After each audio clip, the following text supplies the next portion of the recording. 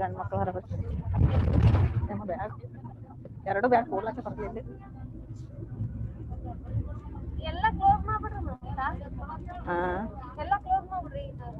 ಅಲ್ಲ leave meeting ಅಂತ ಹೋಗ್ಬೋದು.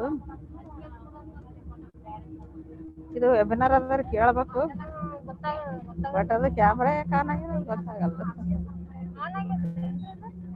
Camera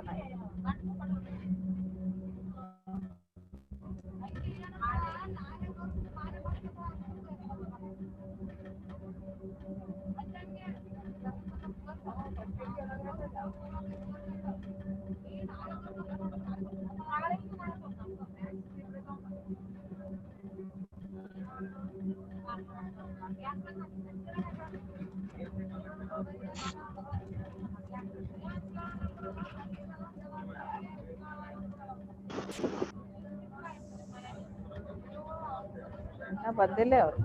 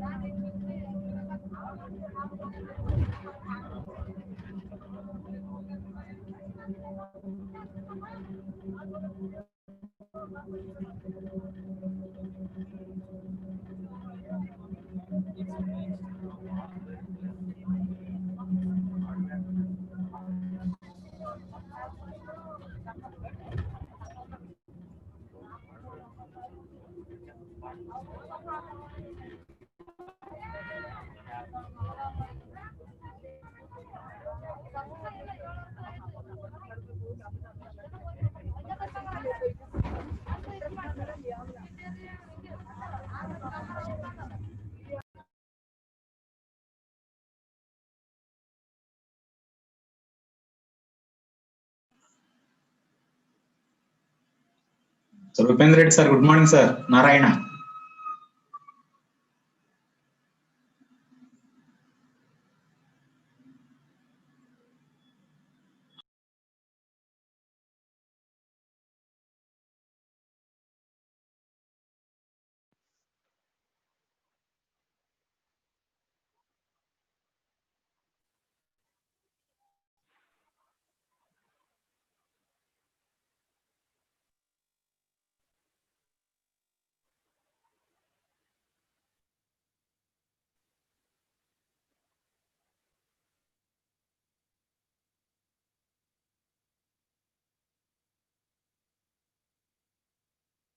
Right.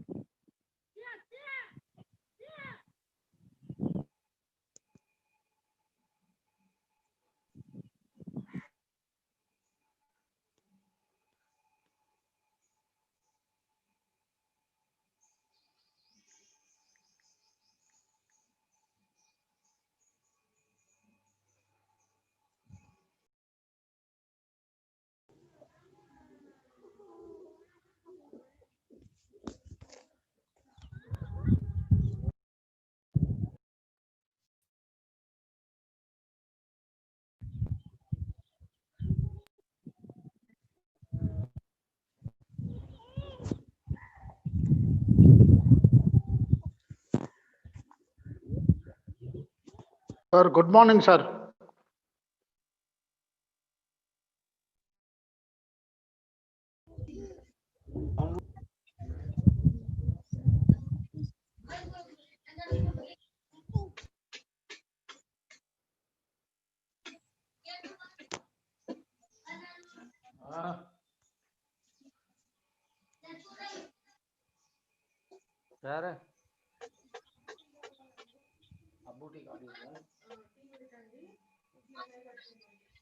Sir, good morning, sir.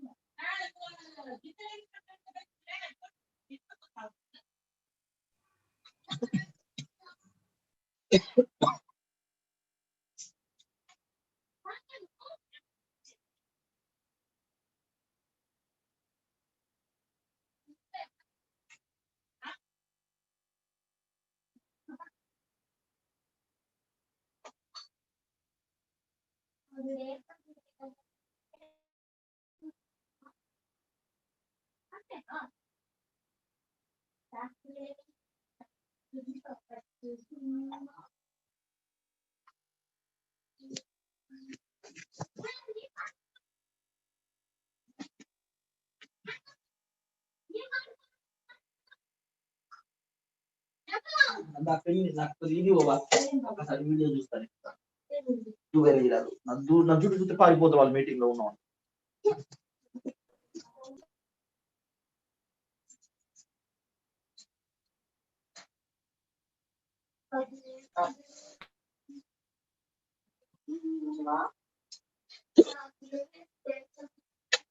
మమ్మో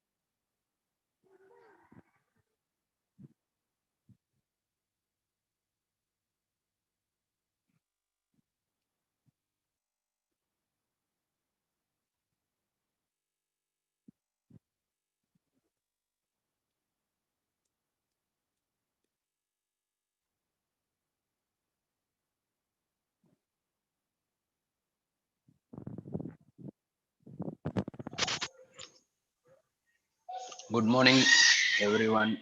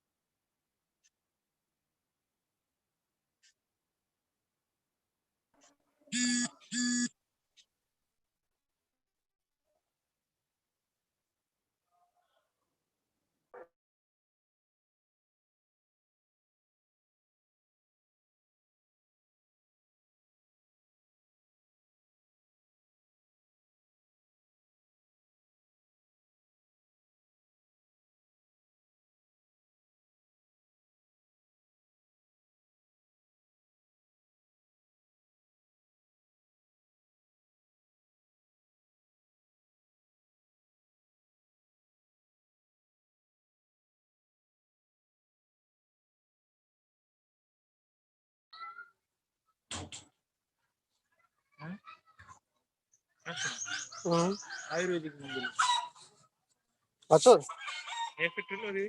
रेनी होती साइड इफेक्ट रेनी आयुर्वेदिक इंग्लिश मंद होती साइड इफेक्ट पाहिजे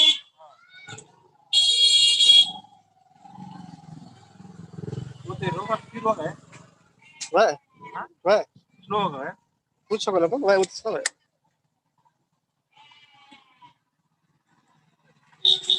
मन अटारी कोनी है वादे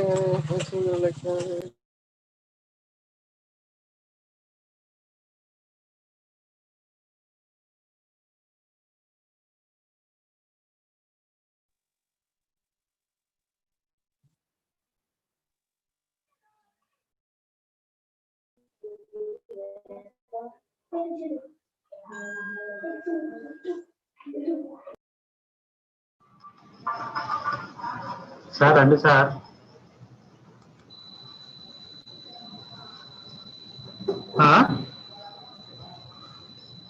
అయ్యో వచ్చేసింది sir.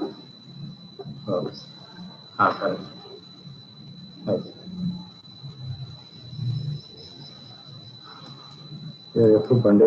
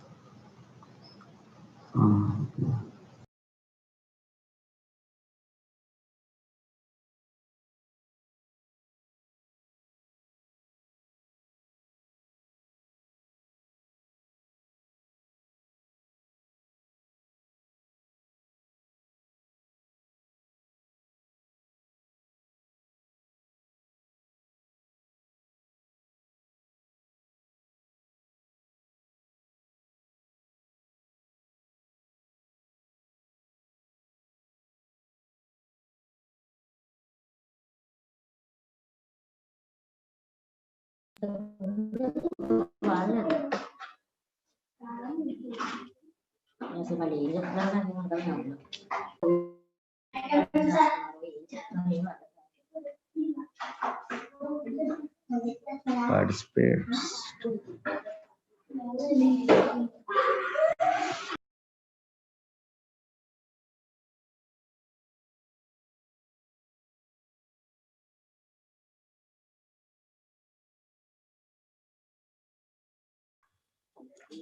Hello, ma'am. Good morning, ma'am.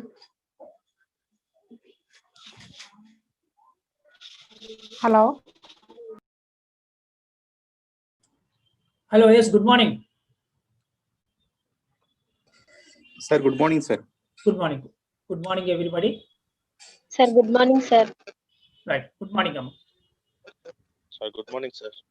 Good morning. Very good morning, sir. Very good morning. Sir, good morning, sir. Good morning. Hello. Good morning, sir. Good morning. Good morning, sir. Good morning, everybody. Sir. Good morning, sir. Good morning, all of you. Yes, good morning. Thank you, sir. Yes, welcome. Sir, good morning, sir. This is Dr. Lakshmi Narayana from Warangal. Yes, nice to meet you. Thank you, sir. Thank you. Sir, this is Narayana Gudipati, retired diet principal from Andhra Pradesh, sir. Nice. Good. Good morning, all. I am Mamata Sadhu, School Assistant English from Warangal, working Nice. at ZPHS Girls Narsampet. Okay, nice. It's very great to have all the seminars, sir. All Nice. webinars are giving real good knowledge to us. Thank you so Nice. much for organizing this, sir. Right. Welcome. It's all because of your effort and then your encouragement. We are able to do it. Thank you so much, sir. Welcome. I'm highly impressed by all this.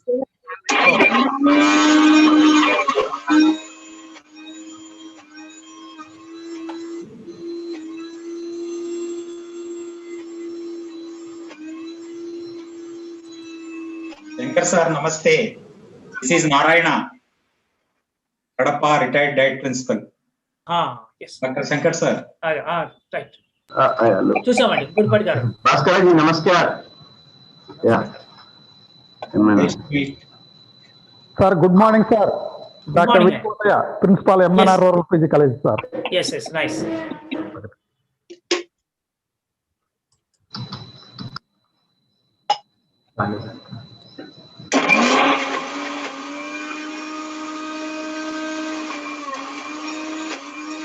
See, kindly unmute at your point where you are listening mixing sounds. To avoid disturbance, please mute from your side. All who joined.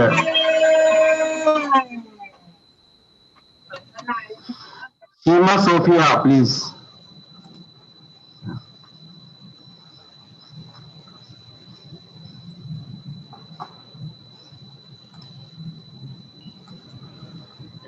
YouTube chat lo continue, sir. Continue.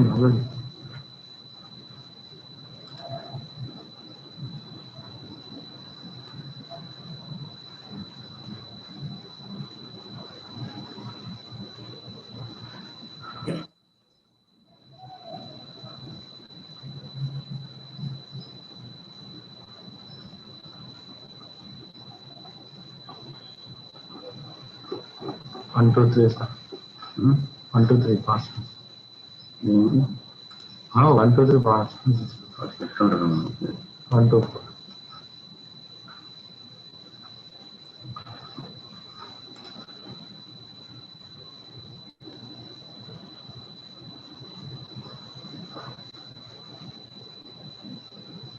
Shankar recording paused అని వచ్చింది. Shankar Sure. Yeah, recording paused అని వచ్చింది. Recording. Start. Yes, nice.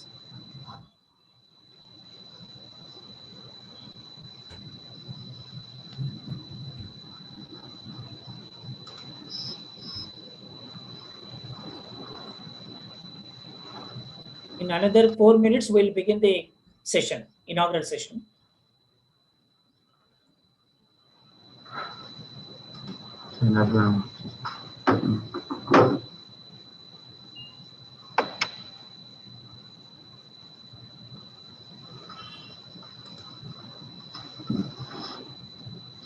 Good morning, sir. Good morning, Amma. Shahnaz Begum garu. Good morning. Good morning. Good morning, madam. Good morning.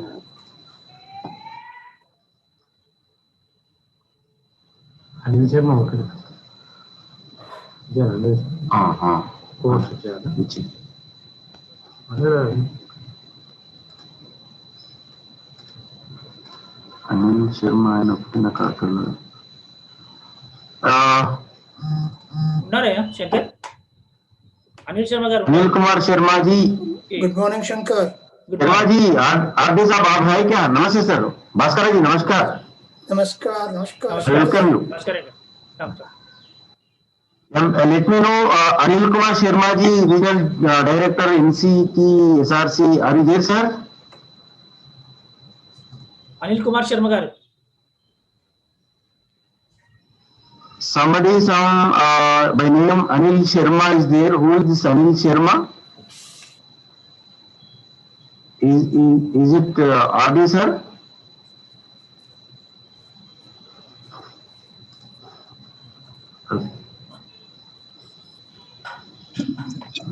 Yes, I am here. Thank you sir. Thank you very much. Thank you. Good morning. Good morning sir. Good morning sir. Good morning sir. Good morning. Good morning sir. Good Yeah, morning. thank you sir.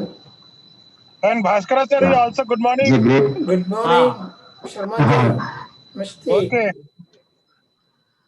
We welcome our Karan Shahin sir, our chairperson NCT SRC. Welcome you sir.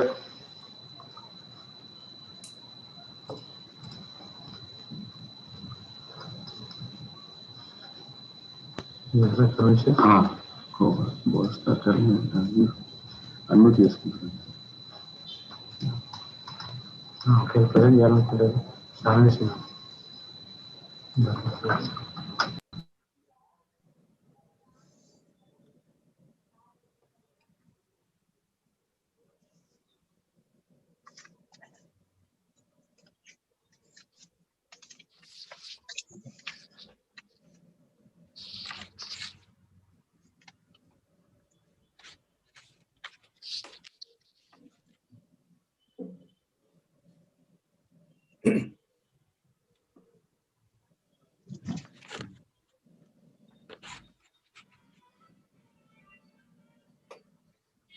Shankar ji नमस्ते।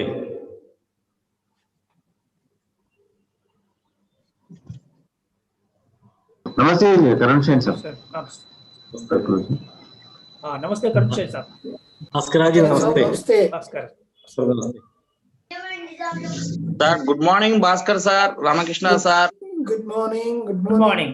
I am Bhanut Lakshma sir from Bhadradri, Kottagudem district. Good. Yeah.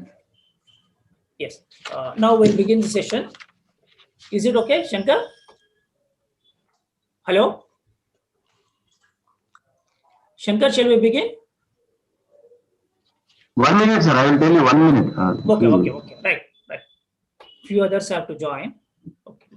Let's wait for a few minutes.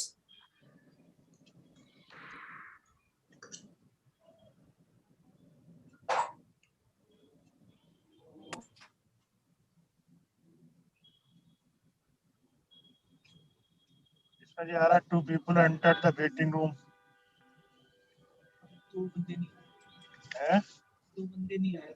अच्छा, पहले अपना भी दिखा रहा था doctor Anil Kumar Sharma.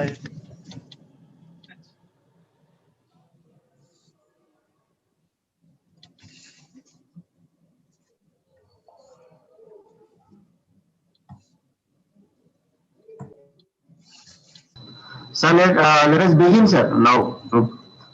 Professor Ramakrishnan.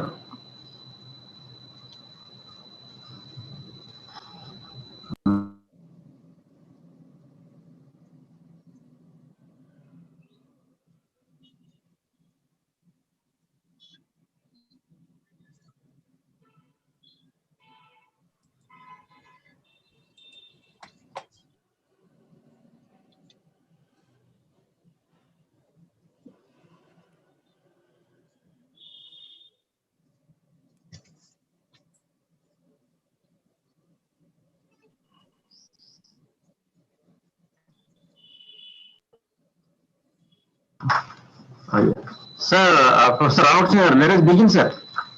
Go ahead.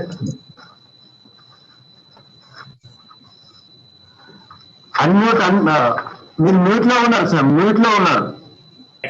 Now I understood. Right. Yes. Good morning. I, Professor A. Ramakrishna, Principal, University College of Education, Usman City, on my behalf and on behalf of the Department of Education, Usman University, welcome our Chief Patron, Sri Arvind Kumar, Vice Chancellor, Usman University, and our Chief Guest and Patron, Professor C.H. Gopal Reddy Garu, Registrar, Usman University, and another patron, Professor T. Krishna Rao Garu, OSD to Vice Chancellor, Usman University, and our guests for today, Dr. Karun K. Shine, Chairperson, SRC, NCTE, New Delhi, Professor Anil Kumar Sharma Garu, Regional Director, SRC, NCTE, New Delhi, members of SRC, NCTE, Professor Gata Ramesh Garu, Dr. C.P. Reddy Garu, Dr. P. Shankar, and Professor Vishnukant Chitpalli, VC, Karnataka State Panchayat Raj University, Gadag, then Professor S. Mani, Professor, Department of Educational Planning and Administration, Tamil Nadu National Teacher Education University, Chennai, and Dr. Bhaskara, member SRC, NCTE, Dr. J.D. Singh, Principal, Tagore Government College of Education, Port Blair, and Professor V. Sudhakar, our teacher and Dean, School of Education, English and Foreign Languages University, Professor T. Mrinalini, my colleague, and Professor Lakshmikant Rathod, Dean, Faculty of Education, Professor P. Prasad, our colleague and retired professor, and who is a current Professor Emeritus ICSR Senior Fellow. And I also welcome our Head Department of Education, Dr. Ravindranath K. Murthy, Dr. Shahnaz Begum, former Chairperson, BOS in Education, my colleagues, teacher educators from the colleges of education under the jurisdiction of Usman University, Kakatiya University, Telangana University, Satavahana University, Palamur University, Andhra University, and other universities across the state and the country, and also the teachers, the research scholars across the country. I feel it a pleasure to welcome you all to this inaugural session of the 3-day webinar on National Development Teacher Education, NEP 2020. Now I request Ms. Trisha Biswas, our former embed student, to present invocation on this occasion. Over to you, Trisha. Yes, sir. Yes, please. Good morning, Principal Sir. Good morning, all faculty members. I am presenting invocation dance. Right.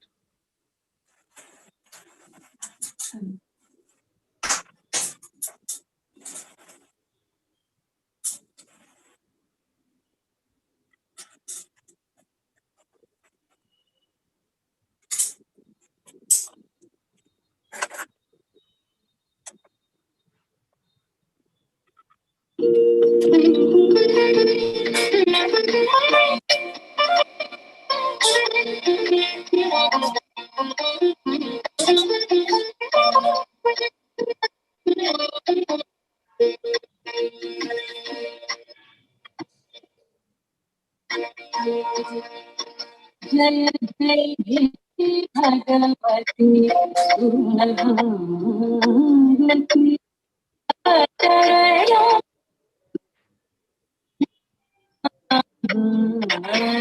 जय जय हे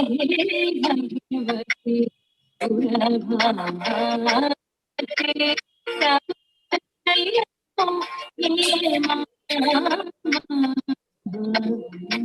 नाद ब्रह्मणि जय वागेश्वरी नाद ब्रह्ममयि जय वागेश्वरी शरणं ते गच्छामः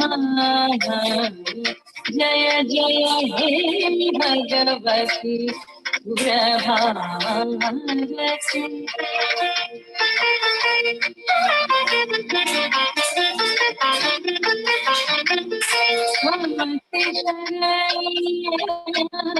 त्रिभुवनगीयमुरमुनि वन्दित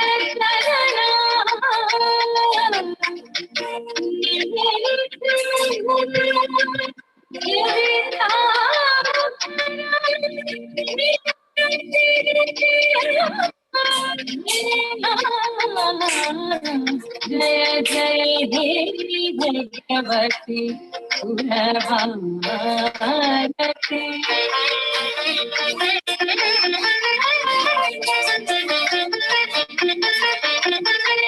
आत्मिना भव मानत सुन्दरुहिण शशि धवले जड़ता कुरुभिर्विकासन् सित पंकजतनु विमले ललित कल्यामयि ज्ञान विभामयि वीणा पुस्तकधारिणी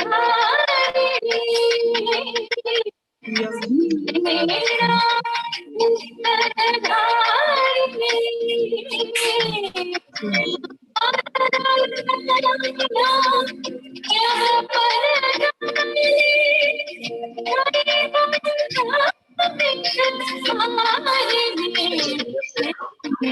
जय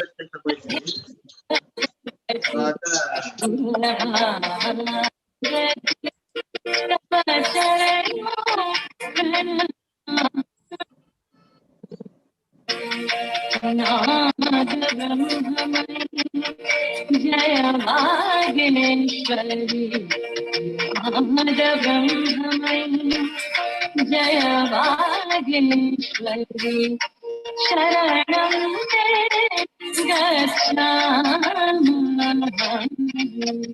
जय जय हे भगवती सुरभारती जय जय हे भगवती सुरभारती जय जय हे Bhagwati सुरभारती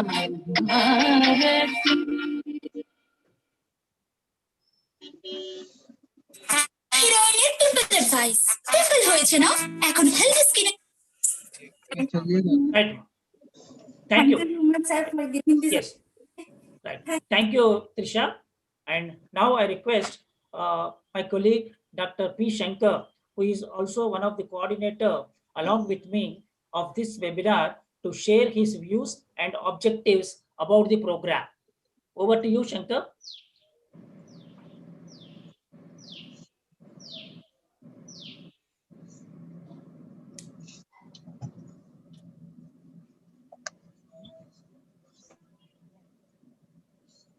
Shankar, unmute.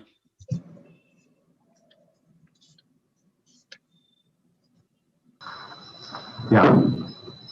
Good morning, friends. I welcome you all for this 3-day national webinar on National Development Teacher Education NEP 2020. This is the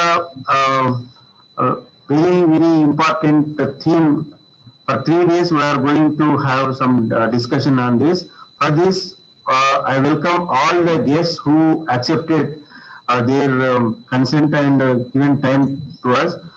We are very happy to say that the NCT SRC is collaborating with us in organizing this webinar. Here we have our Regional Director Anil Kumar Sharmaji and our Chairperson Dr.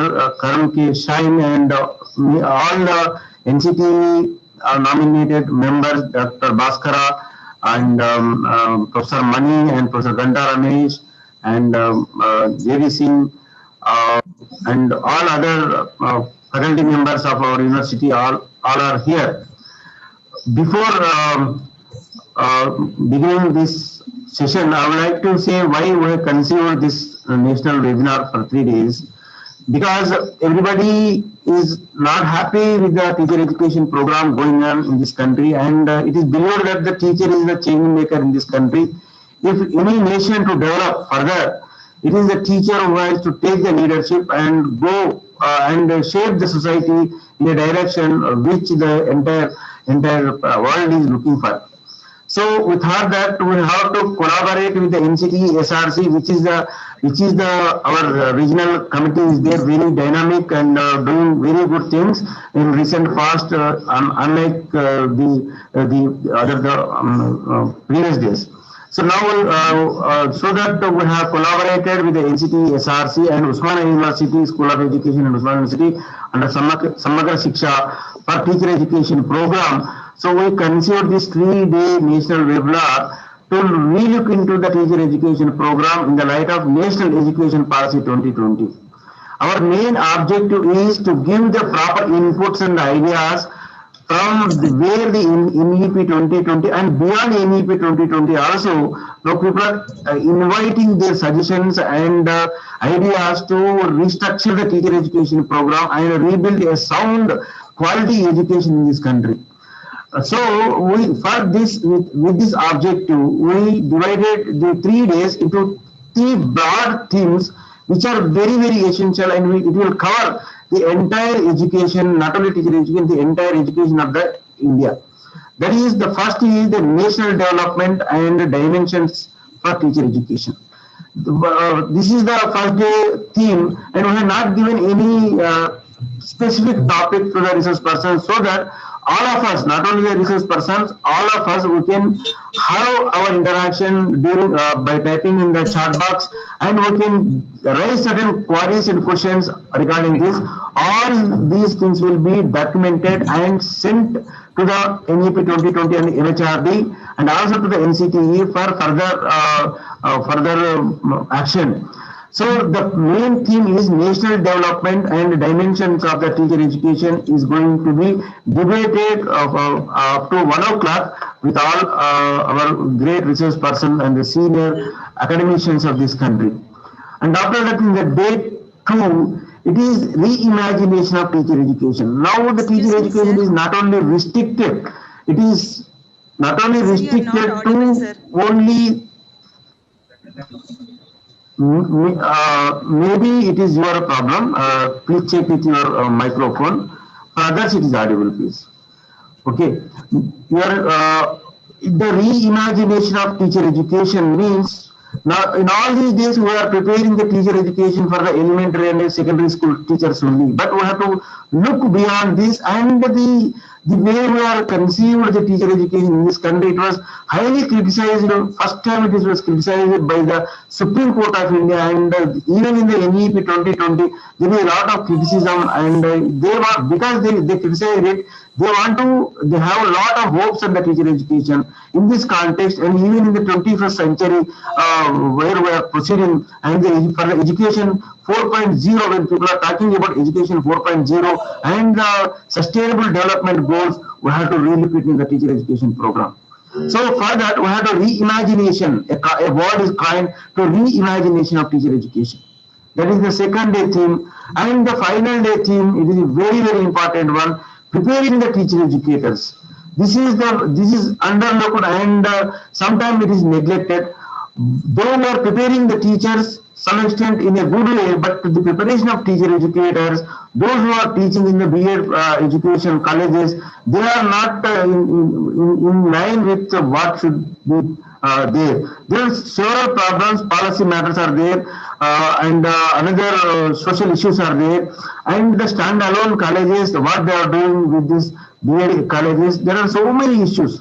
So we thought that we have to prepare the teacher education in such a way that not only they teach in the teacher education colleges, but they have to give support, and they have to give them mentorship, and they should lead the other faculties in developing the curriculum, and then developing the question papers, and adopting the proper pedagogy which is required for the 21st century. So here, when we are preparing for teacher educators, means preparing the teacher educators not only for the school and college, but entire higher education institution also. We have to think for that also.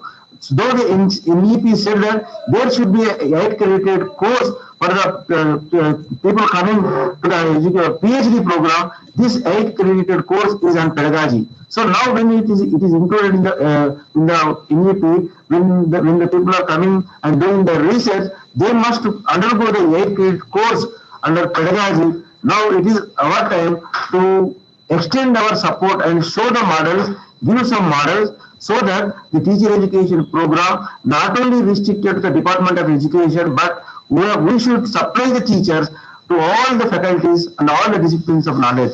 That is the main motto of this program. I hope this is the crude idea we had. I hope that after completing these 3 days, we deliberate and discuss, and we will invite many ideas, and every idea which is generated from this webinar, we are going to document and disseminate further and further for the policy making. We welcome you all, and over to Professor Ramakrishnan, sir. Sir, unmute, sir, unmute. Unmute, sir. Sir, unmute. Yes, sir. Right. Okay. Thank you, Shankar.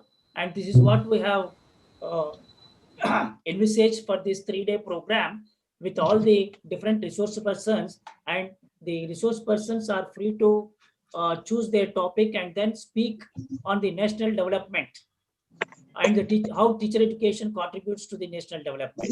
So with this objectives, we'll go ahead from the next session onwards, the technical sessions, and we have Professor Ghanta Ramesh sir also, who would be the resource person and deliberating on the issues related to the teacher education and national development. And now I request Dr. Ravindranath Murthy, our head Department of Education, to introduce Dr. Karun K. Shine, the chairperson SRC NCTE. Over to you, Murthy. Yes, sir. Yes, sir. Good morning, and namaskar to everybody. I join my colleague, Professor Ramakrishna Garu, in inviting all the eminent dignitaries and the resource person and the participants to this 3-day national webinar on national development, teacher education, NEP-2020, being jointly conducted by Department of Education, Usmania University, and NCT SRC, New Delhi. We have a host of eminent dignitaries making their presence here. We also have the presence of Professor Vishnukant Chatpalli sir, Vice Chancellor, Karnataka State Rural Development and Panchayat Raj University, Gulbarga. We also have the presence of Professor S. Mani, Professor, Department of Educational Planning and Administration, Tamil Nadu Teacher Education University, Chennai. We also have the august presence of Dr. J.D. Singh, Principal, Tagore Government College of Teacher Education, Port Blair. We also have with us Dr. Bhaskara, Member NCTE, formerly Principal, IASC Bengaluru. And we also have Professor Ghanta Ramesh sir, Member SRC NCTE and retired Professor, School of Education, Maulana Azad National Urdu University, Hyderabad. We also have the presence of Dr. C.P. Reddy, Member SRC, NCTE, and formerly Principal, Diet Method. We are also very happy and we are very fortunate that our own colleague, Dr. P. Shankar, is also the coordinator of this program, and he is also a member of SRC, NCTE. It is a great honor, privilege, and opportunity for me to introduce our guest of honor of this inaugural function, Professor Karun K. Shine. Professor Karun K. Shine is presently the chairman, Southern Regional Center, NCT, New Delhi. Sir has obtained his PhD in Sanskrit and PhD in education. Sir is also, earlier was Associate Professor of Education, Central Sanskrit University, Guruvayur Campus, Trichur, Kerala. We are greatly privileged to have you, sir.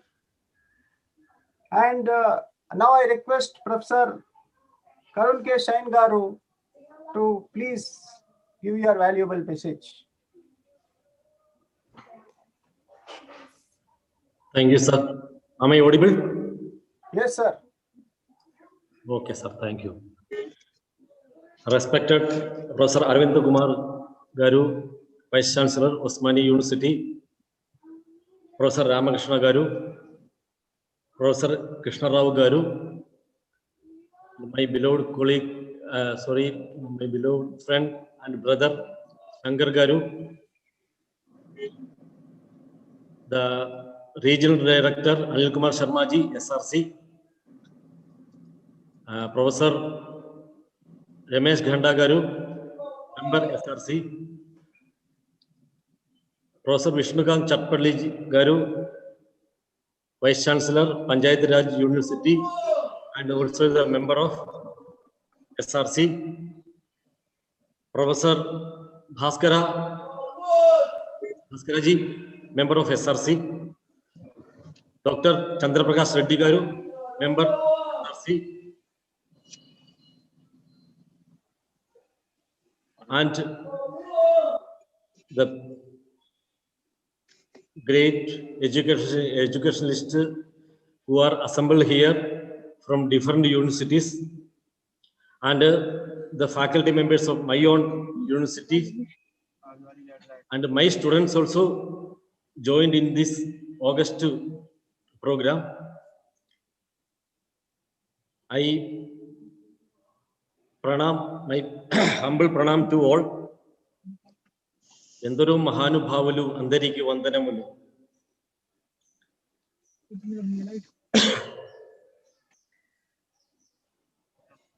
It is my privilege that to participate in this great program. The audience is approximately 200. It is a great thing, and all are from the background of education. And we are going to discuss about the teacher education and national education policy and national development in the coming 3 days.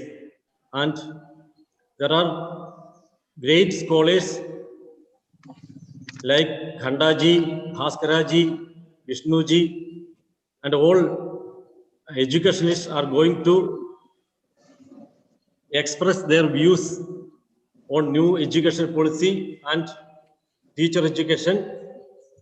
So I think I need not say anything about the teacher education which is mentioned in the new education policy, but I would like to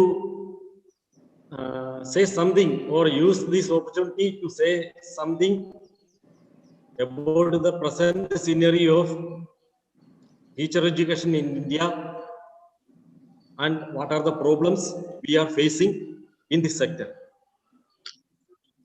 You all know that in the national education policy, it is mentioned that there is a structural change in teacher education.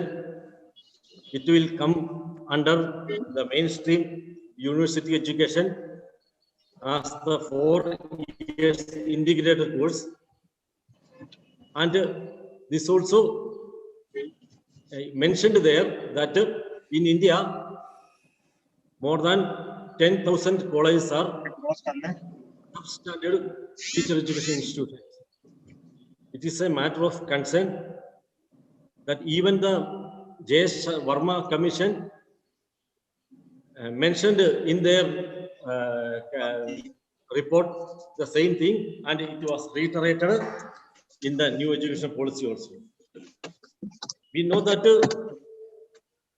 with a great expectation, the NCT was started, but unfortunately, what happened after the mushrooming of colleges, each and every corner of India, and the history you know all.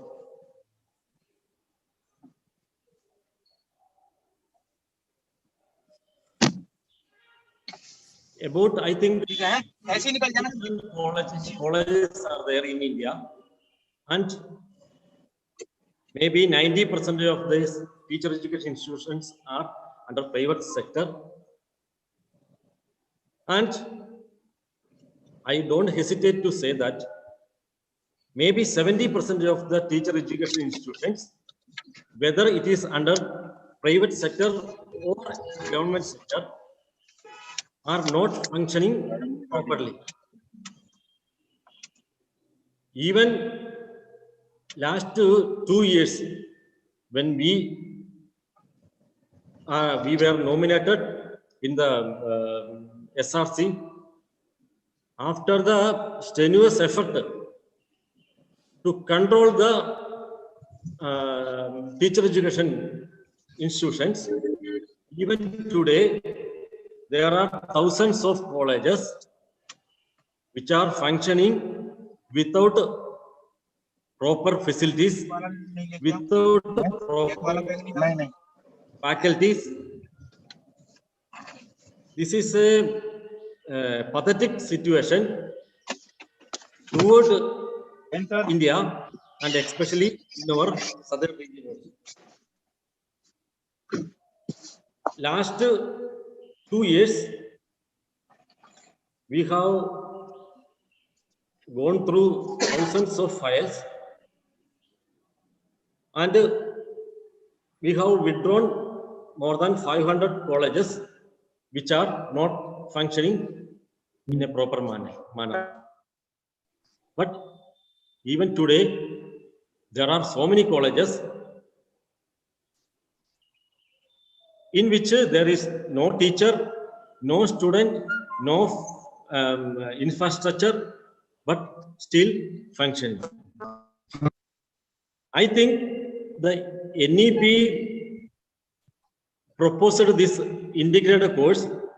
This integrated course is the only medicine to cure whatever the problems which are prevailed in the teacher education sector. I need not go to elaborately because everybody know what were happening in our teacher education sector for last 20 or 25 years.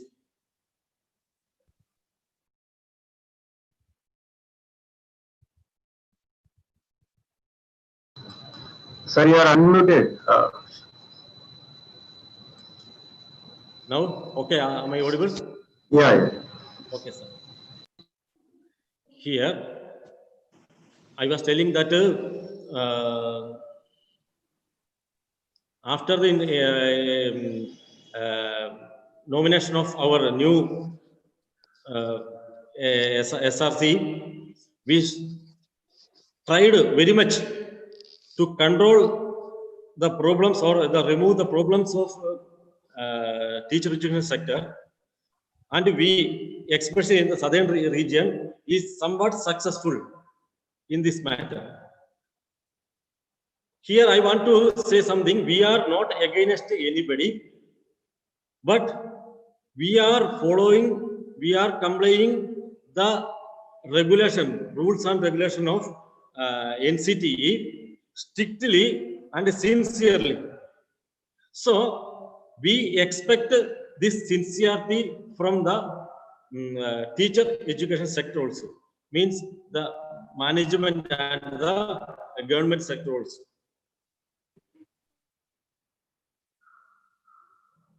The only way to follow or obey the regulations of NCT, that is enough. Enhance your quality in your colleges and universities, that is enough. The NCT will stand with those managements and those government colleges where there is facilities and faculties. So, some rumors are there that NCT is very strict and closing down so many colleges, but it is a new thing in the NCT. That is why you think it is a extraordinary something happening. But it is what is happening is we are following the rules and regulations only. In our before NCT and SRC, the regulation is the Bhagavad Gita. We strictly follow the regulations. when we follow the regulations, there will be definitely withdrawal. Otherwise, the management and the government sector should follow the regulation.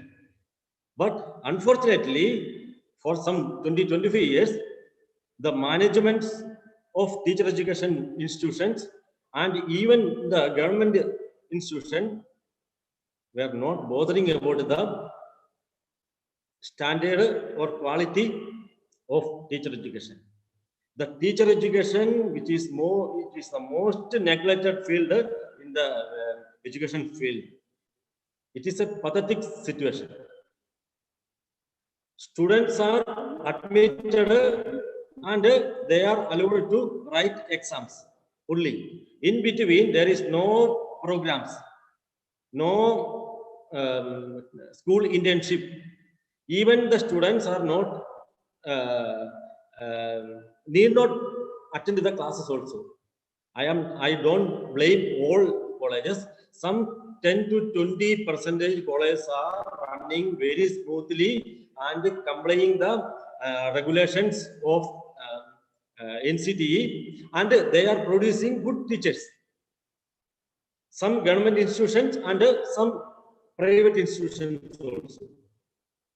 So I am not blaming all teacher education sector, but some colleges are there. Some colleges means thousands of colleges. The same thing is written in the NEP also. They have become the certificate issuing centers, or frankly say, money making centers. It has become a business. It is not fair. So I don't say you cannot earn money, but you have to take care of some quality also. Simply earning money by using education is not a proper way. In Andhra Pradesh and in Telangana, I have reported that there are so many DLED colleges and BEd colleges under government sector where teachers are not appointed. Only some teachers are there, and sanctioned post also not filled. It shows the irresponsibility of the governments, not only Tamil, Andhra or Telangana, but even Tamil Nadu and Kerala also. There are so many colleges under government sector where only 2 teachers are there or 3 teachers, and some are retired. The retired posts, which are already sanctioned posts are there, they are not ready to fill the post. At least the common educated men who are outside, they will get the job also. But they are not bothering, these governments are not bothering about the regulation. So I would like to use this opportunity through this webinar. I request Tamil Nadu, all these 6 states in southern India to appoint teachers properly, fill the vacancies as soon as possible. Otherwise, NCT is going to take action against these teacher education institutions, whether they are under government or private sector. It is our duty to control these type of colleges. So up to today, for government institutions, we have given time. We have waited for last 2 years. Even now, we are ready to give some time also. But within that time, you have to fulfill. Otherwise, better to close these teacher education institutions. These type of institutions are mentioned in the NEP also. So we are bound and we are forced to take action. Or another one thing regarding ODL, open and distance learning. In our South India, there are more than 10 universities. Those universities are running ODL courses. You know the rule of regulation of ODL in the NCT regulation. What is written there? Every university which is running ODL courses should make their materials themselves and get approval from DEB UGC. But unfortunately, they are running these courses for last so many years, and they are not ready to get to the approval from DEB because they are not made any materials. They are using others materials. This is not a proper way. This is the regulation. You have to comply with the regulation. So I request all universities in South India which are running ODL courses, teacher education ODL, should get their materials ready and get approval from DEB and submit it with the certificate to the SRC.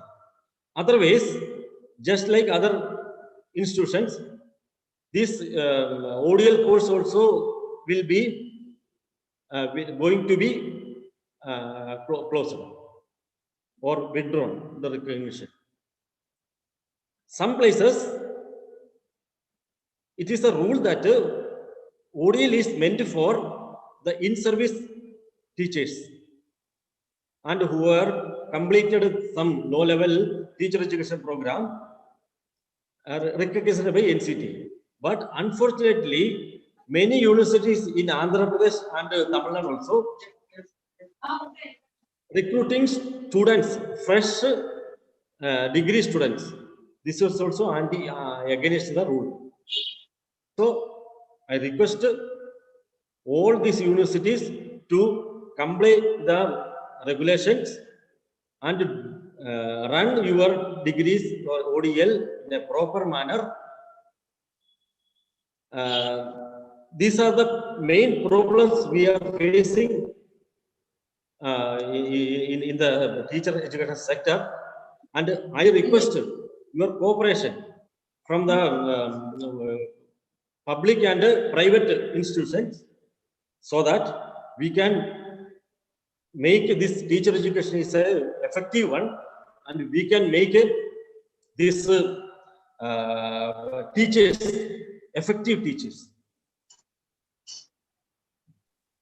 These are the ways I wanted to express, and I got this opportunity. I think this is the first seminar I am participating in the Andhra and Telangana region or states. That is why I wanted to express my view, and this is the same view of all our SRC members. And I am very much thankful to the faculty and the officials of Osmania University for conducting such a great webinar, and in collaboration with the SRC and CTE. I thank to all participants, and I congratulate especially my friend Shankarji. Because of him, I also came here, and there is a collaboration between SRC and Osmania University. Thank you very much. Thank you all. Thank you, sir. Thank you. Most welcome, sir. Now I request Dr. Ravindranath K. Murthy to introduce Professor Anil Kumar Sharma Garu, Regional Director, SRC NCTE. Over to you, Murthy. Yes, sir. Yes, sir. Okay. Respected Vice Chancellor. Sir, just a second. Sir, 1 minute, sir. 1 minute, sir. Sharmaji, 1 minute. Yes. We will introduce you before. Yeah, please. Murthy, sir. Yes, sir. Yes, sir. Ah, First of all, let me thank you, sir. Thank you very much. We profusely thank you for consenting our request and being a part of this inaugural session. So our guest of honor, Professor Anil Kumar Sharma Garu, is presently the Regional Director, Southern Regional Center, NCT, New Delhi. Sir has obtained his MSc Physics in Chaudhry Charan Singh University, Meerut. He has also obtained his PhD in solid state physics from Dr. B.R. Ambedkar University, Paliwal. Sir has around 21 years of rich teaching experience in the university. Higher Education Department, Bhopal. Sir has several years of administrative experience, including 8 years of administrative experience in school education as deputy director, joint director school education in Madhya Pradesh School Education Department, Bhopal, and he has around 2 years of administrative experience as regional. Sir has several papers. Hello, unmute. We are having disturbance. Participants, please unmute. Please mute them. Yes, this person. Mute. Right. Yes, go ahead, Murthy. Yes, sir. Sir has published several papers in national and international journals, and he has also presented several papers in conferences, seminars, workshops. So thank you very much, sir. Once again, I profusely thank you from my own behalf and also from the behalf of Department of Education for consenting our request and being a part of this inaugural session. Now I request you, sir, to kindly give your valuable message. thank you, sir. Thank you. Respected the chief guest, the Vice Chancellor of the Osmania University, and the guest of honor, Dr. K.K. Sain sir, our chairperson, NCT SRC, and Dr. P. Shankar, is very dynamic personality of the our SRC, and the resource persons, Dr. J.D. Singh sir, Dr. S. Bhaskara sir, and another is very brilliant fellow, Dr. Vishnukant Chattapalli, Professor S. Mani, and other fellow all participants are here. To all the welcome for in this webinar. Now, in this topic, I will start from the social and economic development of nation is fundamentally an education process in which people learns to create new institutions, utilize new technologies, copy with their environment, and alter their patterns of behavior. Education, in a broad sense, improve the capabilities of individuals and the capacity of institutions, and becomes a catalyst for the closely interrelated economic, social, cultural, and the demographic changes that become defined as national development. An educational institution performs a significant function of providing learning experience to lead their students from the darkness of ignorance to the light of knowledge. The key personnel in the institution who play an important role to bring about this transformation are teachers. The teacher is the most important element in any educational program.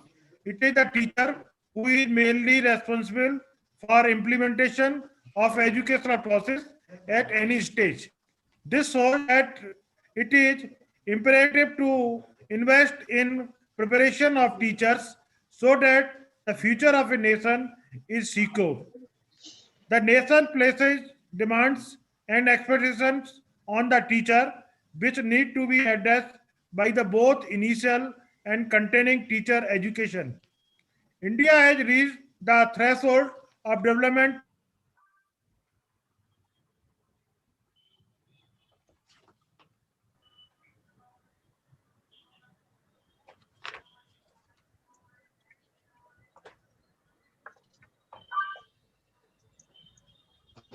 Sharma ji आप अब disconnect हो गया Sharma ji. Sir, we have lost your audio, sir. You are not audible, sir. Sharma sir, your voice is not coming.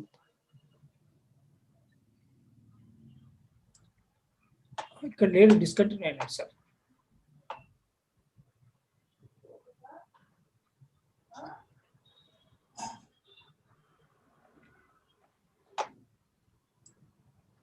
Sir unmute करिए यार, unmute.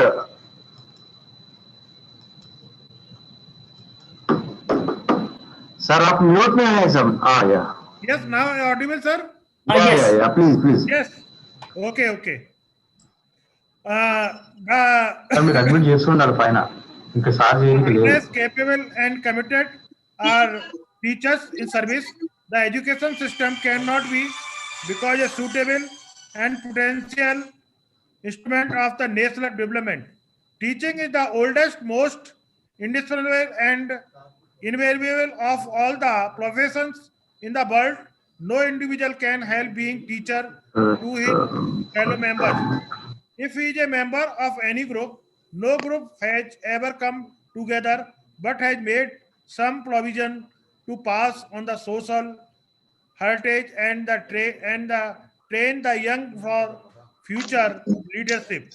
The world is undergoing rapid changes in the knowledge landscape with various dramatic scientific and technological advances such as the rise of big data, machine learning, and the artificial intelligence. Many unskilled jobs worldwide may be taken over by the machines, while the need for a skilled workforce, particularly involving mathematics, computer science, and data science, in conjunction with the multidisciplinary abilities across the sciences, social sciences, and humanities, will be increasingly in greater demand. Teaching is the oldest, most indispensable and invariable of all the profession in the world. Teacher education is based on the theory that teachers are made, not born in country, to the assumptions. Teachers are born, not made, since teaching is considered an art and science. The National Education Policy 2020 is the first education policy of the 20th century and aims to address the many growing development imperatives of our country. This policy proposes the revision and reviewing of all aspects of the education structure, including the regulation and the governance, to create a new system that is aligned with the aspiration goals of 20th century education. The teacher must be at the center of the fundamental reforms in the education system. The new education policy must help re-establish teachers at all levels as the most respected and essential members of our society, because they truly shape our next generation of citizens. NEP emphasized that the teacher education is vital in creating a pool of school teachers that will save the next generation. Teacher profession is an activity that requires the multidisciplinary perspective and knowledge formation of dispositions and values and development of practice under the best mentors. Best mentors teachers must be grounded in Indian values, languages, knowledge, ethos, and traditions, including tribal traditions, while also being the well versed in the latest advances in education and pedagogy. I wholeheartedly congratulate to University College Education for the initiating such a national level webinar on national development and teacher education in the context of NEP-20. Thank you very much, sir.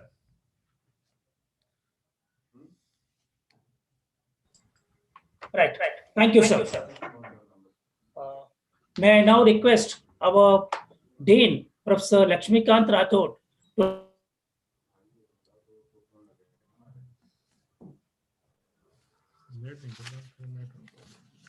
address the participants. Murthy? Yes, sir. I would like to introduce our Dean, Faculty of Education, Professor L.V. Lakshmikant Rathod Garu.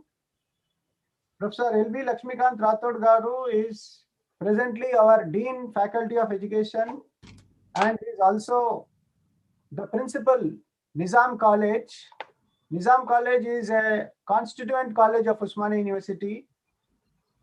Professor Rathod sir is associated with Department of Physical Education, Usmania University since 1997. Here he was lecturer in physical education from 1993 to 1997. He has held several administrative positions, including General Warden, Secretary, Inter-College Tournaments, Director of Physical Education, Usmania University. Apart from several achievements as sports player, he has vast experience as a coach and team manager. Professor Rathod has more than 70 publications to his credit.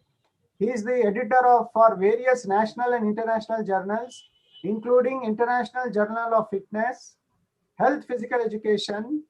He was awarded Best Paper in International Conference, including international conferences on traditional sports and sports science held at Addis Ababa University, Ethiopia in December 2016.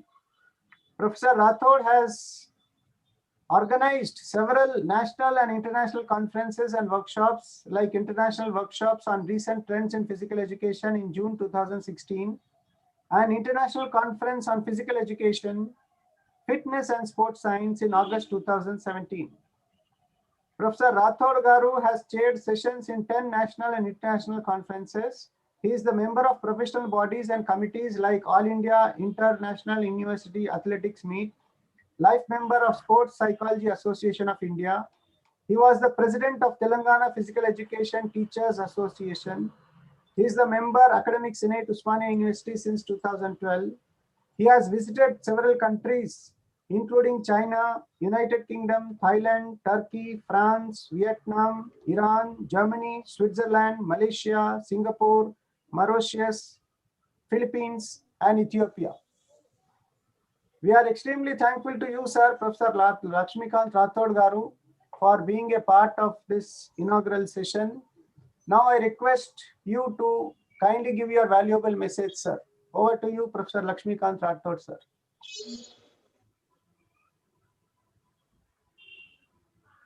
Hello?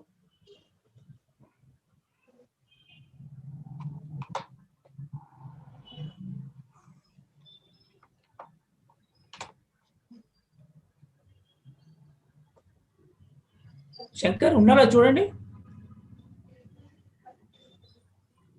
Shankar Wait, sir, wait, sir, wait. Okay.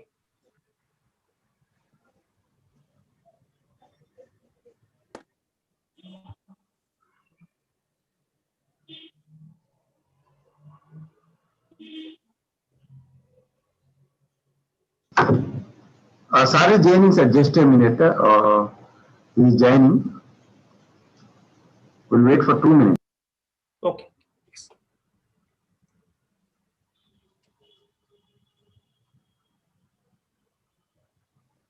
We request all the participants just mute yourself because a lot of noises, background noises are coming up. We are at all of us are at home, so maybe family members interacting with us and some phone calls. Please don't make any noise from your side. This is our request. There is some. Oh.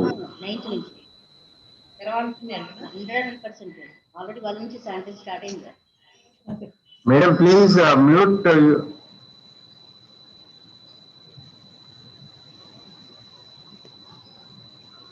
Sir మీరే అందరిని mute చేసేయండి sir అయిపోతుంది అందరిని mute చేయండి నేను mute చేస్తాను.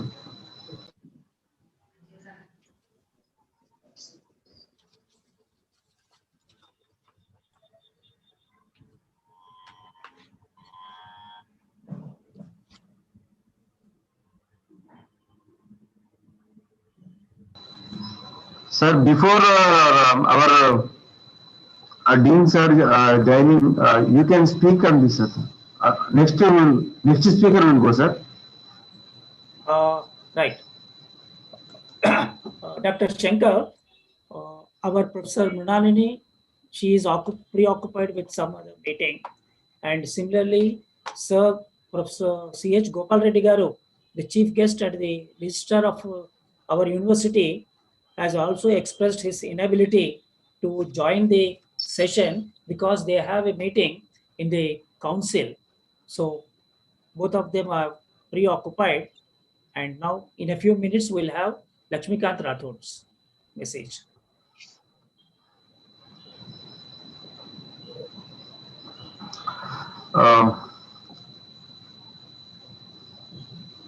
Did he join? On behalf of, no, he is yet to join. Take some queries from participants, sir, regarding. Yes, right. Yeah. Yeah, I request all the participants while Sir has come now. Sir has joined. Yes, it seems he has joined. Yeah. We welcome our Dean, Faculty of Education, Professor Lakshmikant Rathod, sir. Just now we introduced you, sir. Now you are requested to give your message, sir. Hello. Yes, please. Yeah, you are audible, sir. Sir, go ahead, sir. Sir, can I hear, sir? Yes. Yes, you are audible, sir. Go ahead. Shall I start, sir? Yes. Yes, sir. Yes, sir. Okay, thank you. Thank you, sir. Thank you, Shankar Garu. A very good morning to all my dear esteemed guests, organizing committee members of this 3-day national webinar on national development, teacher education, national education policy 2021, organized by University College of Education, Usmania University, under Samagra Shiksha Telangana Ministry of Education, Government of India, in collaboration with NCTC, New Delhi. I acknowledge the presence of our chief patron, Sri Arvind Kumar IAS Garu, is the in-charge Vice Chancellor of Usmania University, Professor C.H. Gopal Reddy Garu, Registrar Usmania University, Professor T. Kishan Rao, Krishna Rao, OSD to Usmania Vice Chancellor, Professor Ramakrishna Garu, Principal, University College of Education, Head Professor Murthy Garu, Dr. Shankar Garu, and all the coordinators, advisory committee members, organizing committee members. It is indeed a great pleasure for me to be a part of this national webinar as the Dean, Faculty of Education, Usmania University. I take this privilege in pronouncing the thoughts, plans, and action of the Ministry of Education, Government of India, in enhancing the education policies by upgrading the methods and methodologies of the teaching techniques in India to be in par with the international standards. Firstly, to construct the teachers' education under the National Education Policy 2020 by our Honorable Prime Minister, Sri Narendra Modi ji. Secondly, to understand, implement, and practice dimensions of national development with reference to National Education Policy 2020. Thirdly, the teachers are in charge and responsible for the all-round development of the students. The teacher's role, which is the most important, and their perspective on education development. National Education Policy 2020 aim in producing, engaging, proactivity, the contributing citizens for building a better and investigated by our constitution. It is the responsibility of every individuals from parenting to the university level to nurture the students at different facts of life for a better and meaningful living so as to create a healthy society for a healthy country. I appreciate our faculty members and all the staff of University College of Education in organizing. This is a national webinar which is very essential at this point of time, as well as I have observed the way the entire world has been disturbed and demoralized, especially the education system, this pandemic COVID-19 time. It may request to all the eminent speakers, guests, and participants to come up and share your ideas and opinions, which would be helpful in recognizing and reconstructing certain patterns for better qualitative research-oriented programs and methods of the education policies of the government of India. So friends, you all will participate and contribute your best during these 3-day webinar to upgrade the standards and methods of the educational system as a whole. There are key speakers. They will deliver their valuable lectures. So these 3 days will stay and enrich your subject in the field of education. I am very much thankful to the organizers and Professor Murali Madam and all the Professor Shankar and all the staff of the education department. Really, I am very happy to invite me as a guest in this 3-day webinar. Thank you, one and all. Have a great time. Thank you. Welcome, Lakshmikant Rathod Garu, Dean Faculty of Education.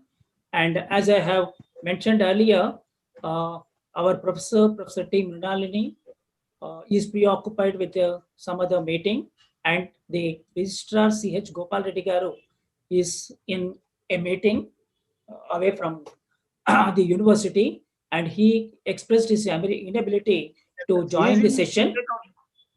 And now it is my turn to give the presidential remarks.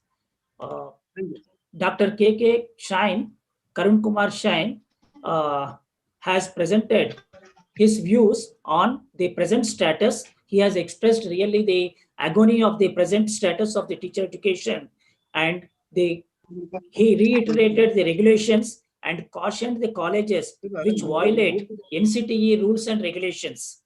And Professor A.K. Sharma Garu has discussed on the social and economic development, and he has also explained, discussed the role of teacher, the teacher education, and the NEP 2020. And now it is highly recognized that significant developments in the field of education have occurred through various commissions and policies right from the time we attained independence. Education Commission 64 brought revolutionary changes of that time with educational structure 10+2+3. Later, in 1986 policy, 1992 program of action, they made dent in the field of education, but it is the National Knowledge Commission of 2007 aimed to provide access, equity, inclusion, and created many colleges and universities. So a rampant growth in the field of education has occurred after 2007. In the recent years, now NEP 2020 proposed revision and revamping the education. Accordingly, the educational structure, which was of 10+2, has been split into 5+3+3+4. And it aimed at producing engaged, productive, and contributing citizens and transforming Bharat sustainable into an equitable and vibrant knowledge society by providing high quality education to all, and thereby making India a global superpower in the knowledge area. Let us put all our efforts to realize what National Education Policy 2020 has envisaged.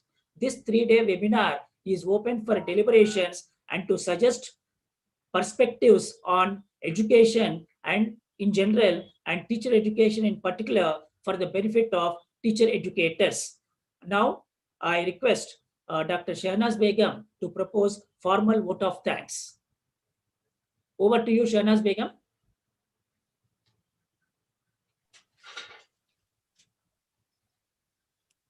Yes, go ahead, madam. Good morning, all of you. Am I visible? Yes. Yeah, okay. Yes. Okay, good morning, all of you. It's really a wonderful day for me, and it is my proud privilege to propose vote of thanks on this auspicious occasion of inaugural session of 3-day national webinar on National Development Teacher Education NEP 2020, organized by University College of Education, Usmania University, under Samagra Siksha for Teachers Education, Ministry of Education, Government of India, in collaboration with NCTE SRC, New Delhi. In this regard, on behalf of University College of Education, Usmania University, and on my own behalf, I want to thank all the dignitaries who are present in this session, of course, virtually. So in this inaugural session, I thank our chief patron, Sri Arvind Kumar, IAS, Vice Chancellor in charge in Usmania University, and the patrons, Dr. C.H. Gopal Reddy, Professor and Registrar, Usmania University, Professor T. Krishna Rao, OSD to Vice Chancellor, Usmania University, coordinators and Dean Faculty of Education, senior professors in the department, and all the participants.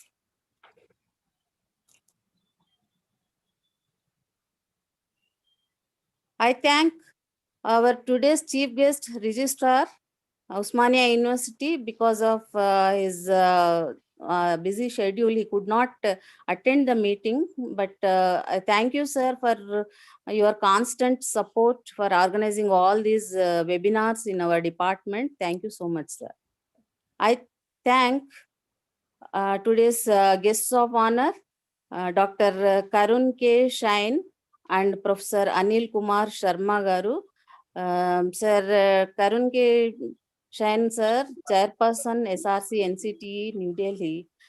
Sir, thank you for your valuable message regarding the present scenario of teacher education in India, especially.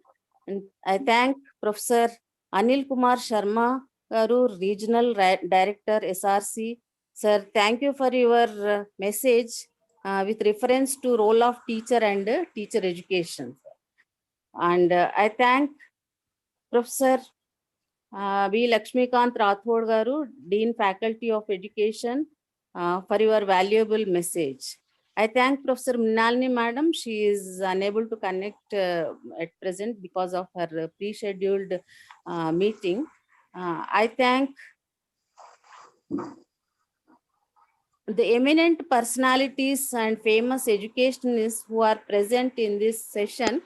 Professor Vishnukant Chatpalli, Vice Chancellor, Karnataka State Rural Development and Panchayat Raj University, Gadak.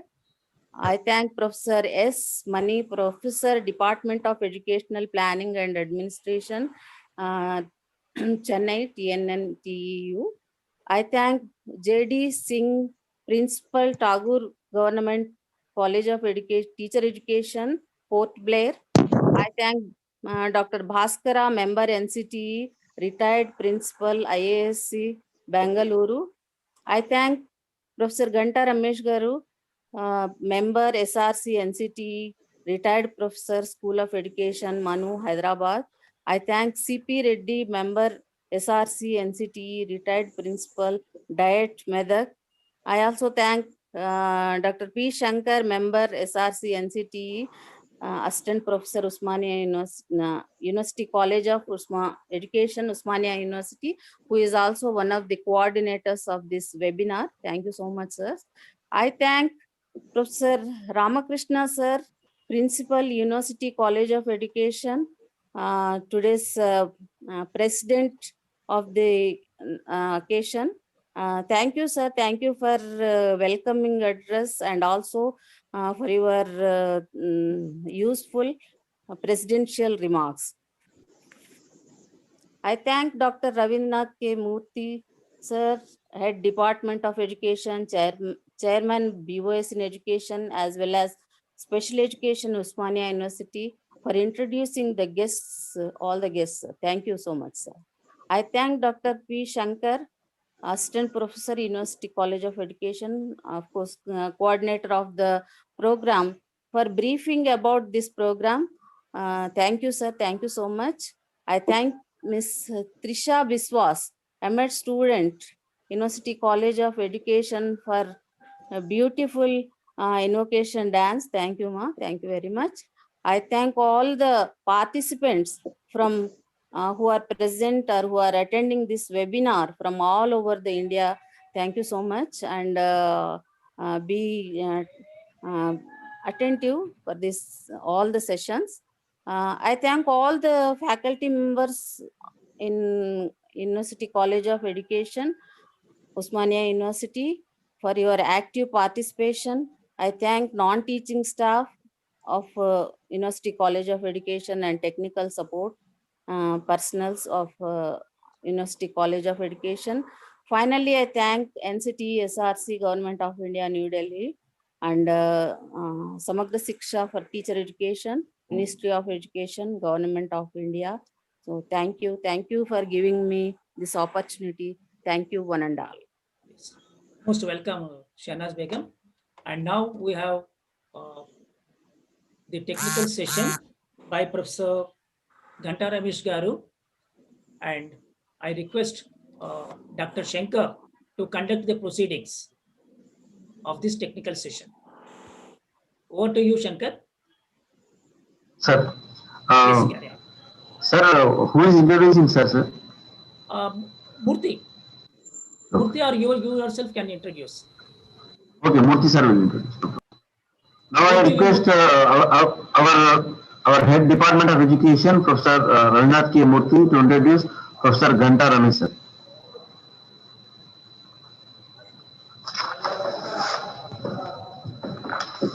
Yes, sir. Yes, sir.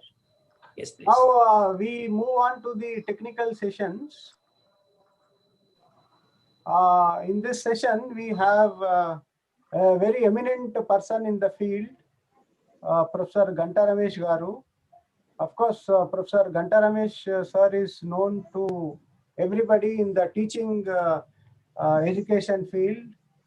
So I briefly introduce Professor Ghanta Ramesh Garu.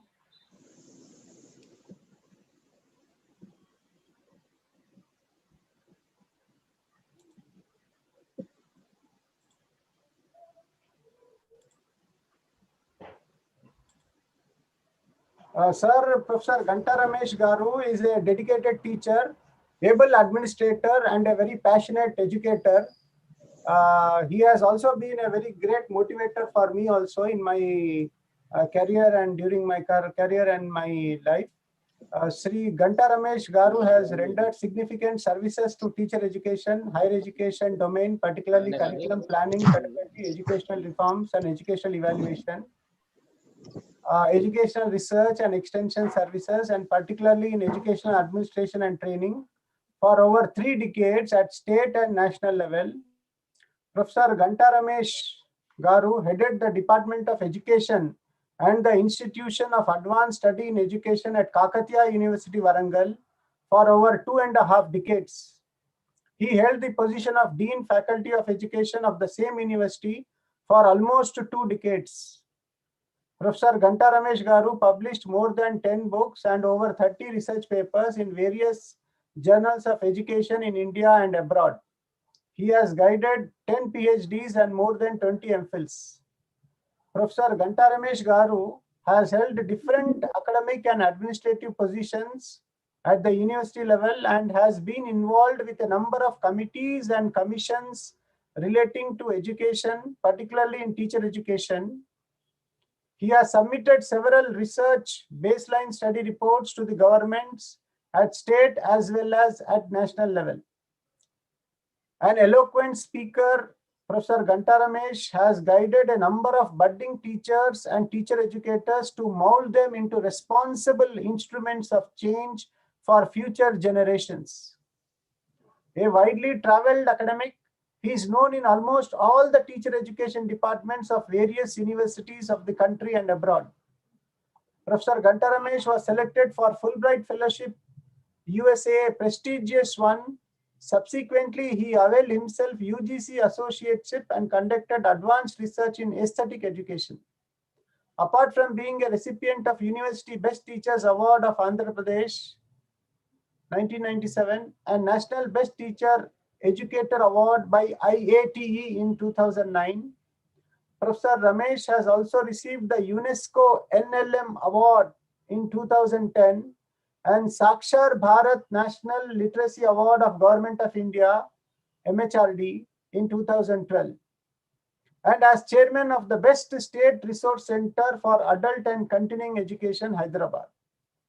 Professor Ramesh has been awarded Emeritus Fellow by the University Grants Commission 2013. He has traveled extensively both in India and abroad. Presently, Professor Ganta Ramesh Garu is a senior professor with the School of Education and Training, Manu, which is a central university.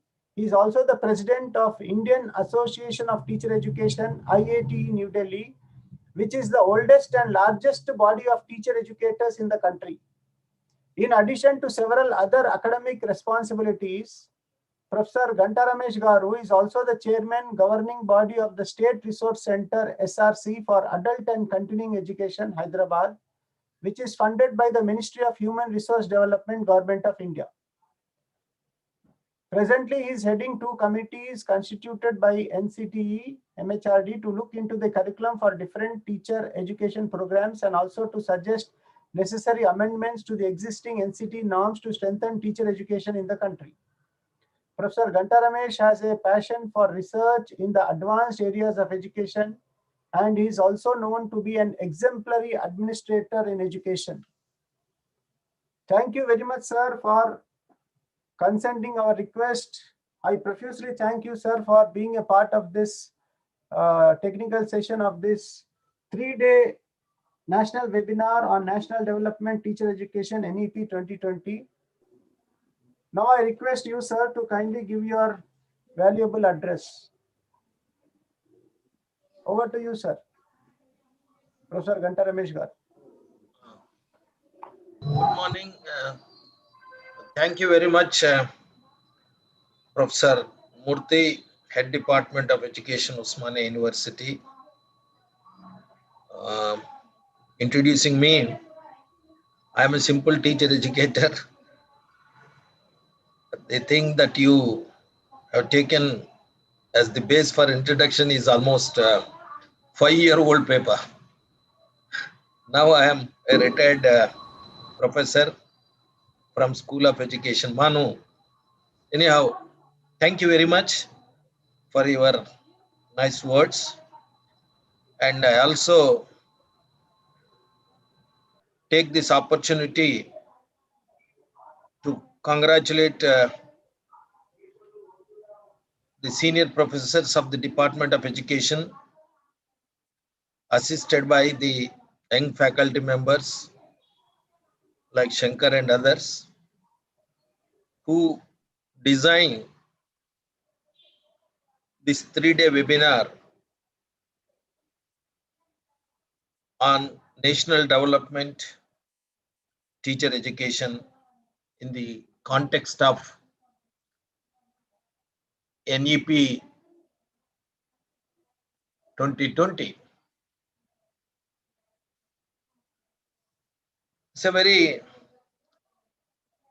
intelligently captured title, whether teacher education contribute to the national development. Changes, that is called as.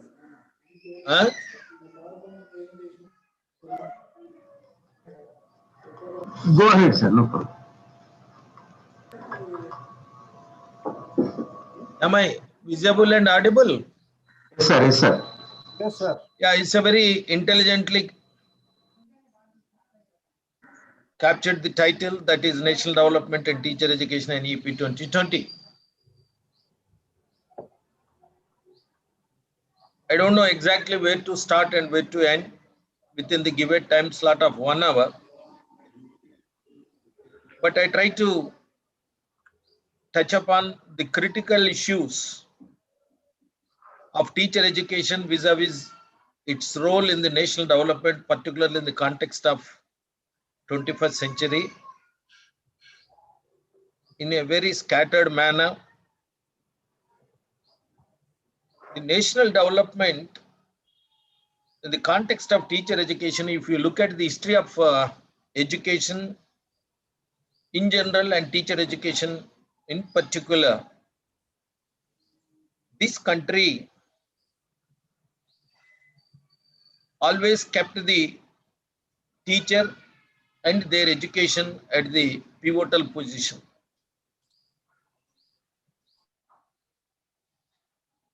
Almost all committees and commissions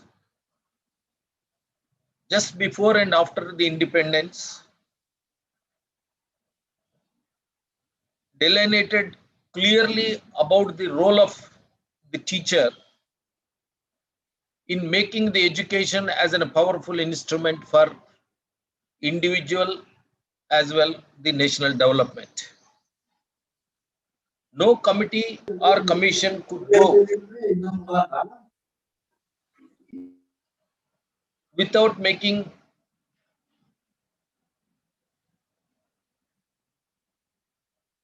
an elaborate discussion about the teacher and teacher education, whether it is Radhakrishnan Commission, Mudaliar Commission, more particularly the very detailed and structured teacher education is contemplated in the Kothari Commission report of 64-66, followed by the National Education Policy of 86 and 92. Because even earlier, teacher occupied a very important position, not only in the educational structure, but also in the society. Now, particularly again, the same is reiterated in a more detailed manner in the present NEP of 2020. It is clearly stated the role the teachers are expected to play, and more particularly the teacher education and its importance in order to translate the conceptualized policy of 2020 into practice. As we are all aware that teacher play a very important role. When I use the word teacher, that doesn't mean confined only to the school system. It will encompass all those who are working as teachers in the system of education as a whole. Therefore, this particular policy expanded the scope of teacher education.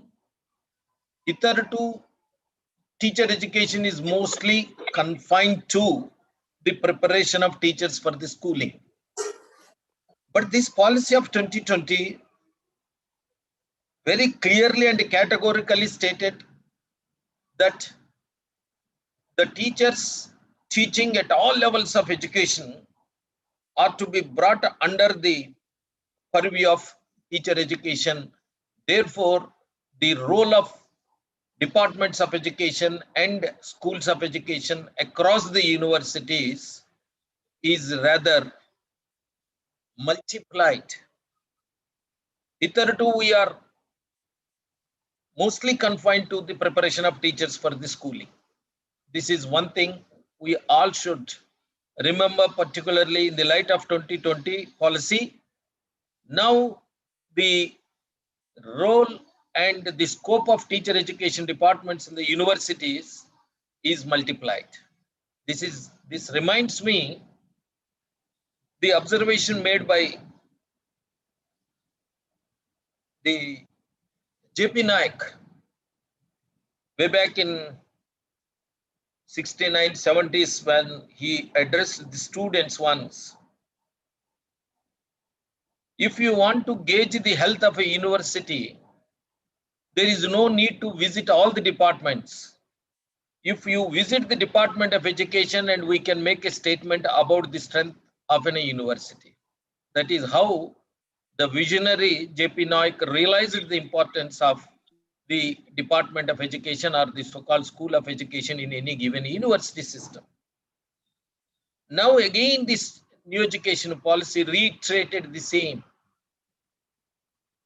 Therefore, with that backdrop, we have to look at and introspect what that is going on in the name of teacher education in this country. Even 1986 policy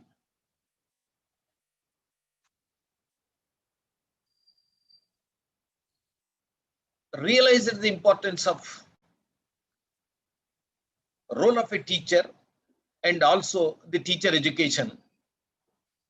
Thereby, several initiatives were made to strengthen teacher education in this country. To name a few, like establishing diets, CTEs, IASs. On the other hand, the very establishment of NCT as an apex body to oversee the quality of teacher education and preparation of quality teachers to the nation. But when you look back, the 3 decades, though to some extent we could achieve, but on the whole, no one is happy with what that is going on in the name of teacher education in this country. Not only in the context of preparation of teachers, even the so-called human resource development centers which were established across the nation by some of the premier universities, there also the feedback is not very encouraging. So this policy envisages that the country can't afford to continue with this type of poor quality teacher education, either at the school level or at the university level. Therefore, some concrete measures are to be initiated. Not only this policy, even just before this policy, the former Supreme Court Chief Justice, Honorable Justice Verma, he made very serious observations about the teacher education. He has gone to the extent of saying that the teacher education degrees are sold out. And if this happens to be the case, the future of the nation will be at stake. Not only Justice Verma, even before that, there were several judgments by the apex court of this country. And they are very particular that the need of the hour before the country is to overhaul the teacher education in this country. With this policy of NEP 2020, not only the overhauling the teacher education on one hand, on the other hand, the challenge is to expand and cover the entire gamut of education into the fold of teacher education. Because as we are all aware, the country could succeed in the last few decades in expanding the educational facilities. Therefore, access is no more a serious concern. I'm not saying that we are successful 100%. But now the major focus is more on how to achieve excellence in education, whether it is school education or collegiate education or university education, including the research. No one is happy. Neither the bureaucrats, nor the politicians, nor the teachers or students. Therefore, achieving excellence is a priority. That is only possible with empowered teachers, with motivated teachers, with committed teachers, with competent teachers. Now teachers can't afford to throw the responsibility for lack of quality in education to other aspects like poor facilities, poor funding, poor curriculum, so on and so forth. Now society is not going to accept. We have to rather introspect and own the responsibility, because throughout the history, teacher is placed in a very focal point in the process of education. Therefore, now we as teachers should own the responsibility and strive to achieve the excellence in education. For that, we have to motivate, for that, we have to empower, for that, we have to commit to not only our profession, to the students and to the entire system. This is the challenge before every one of us, and more particularly for the faculty working in teacher education departments. And the National Policy 2020 has suggested several structural changes in teacher education, because most of the things are very much discussed, debated, and even certain things are in practice. But now the question is, formulating a policy is one thing, how we implement and what are the resources required, and to what extent the existing system can accommodate and adjust itself for the contemplated changes in the system is more important.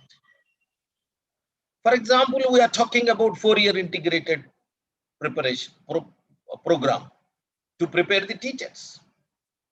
Now, on the other hand, the policy suggested a new structure of schooling, which include the foundation, preparatory, elementary, secondary, and so on. So, unfortunately, even with all initiatives in this country, we are not able to develop teacher education system in coherence or reference to the existing school system.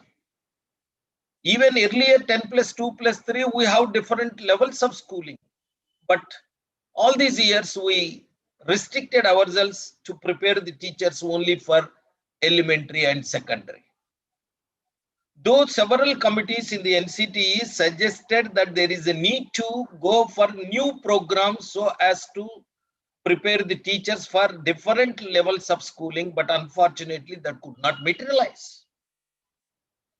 It is only in 2014 they have suggested some programs. Unfortunately, though the Supreme Court has suggested that overhauling of teacher education is required, but 2014 norms and standards created more complexity rather than clarity.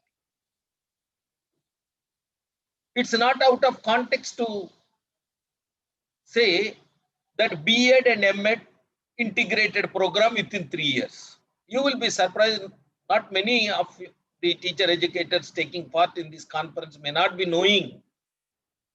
As a chairperson of a committee, I have gone to the details of the program suggested in 2014.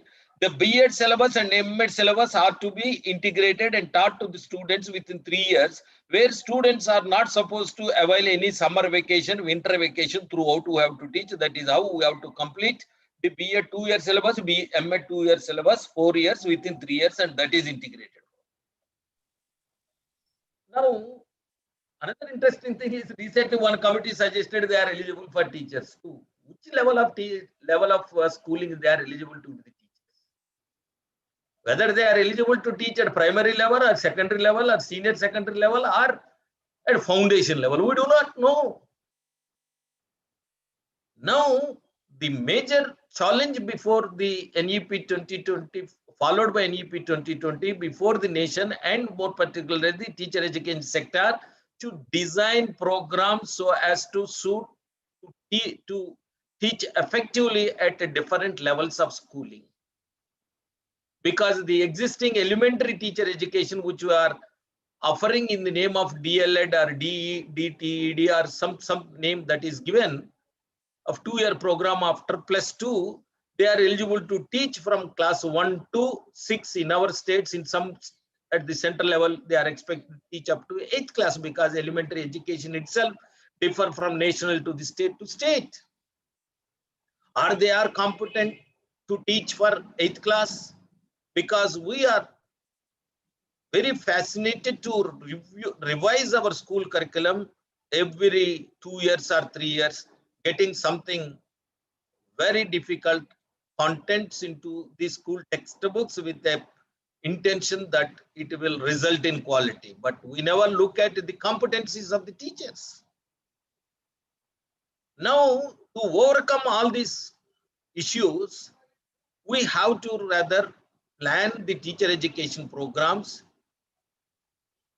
with regard to the stage specific in school education. That is one thing. On the other hand, the other major concern is, now the policy clearly stated that the teacher, whether they are working at the foundation level or preparatory level or any level, invariably they should be the products of 4-year integrated.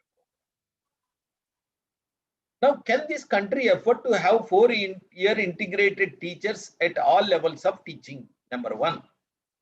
Number two, like in the Western societies, if a teacher is teaching at the preparatory level or at the senior secondary level, can this society afford to give the same scales and same status and same service conditions? These are all interlinked. It is not that easy to make a policy statement that it should be like this or that. So these are all certain critical issues we have to keep in mind. What happened?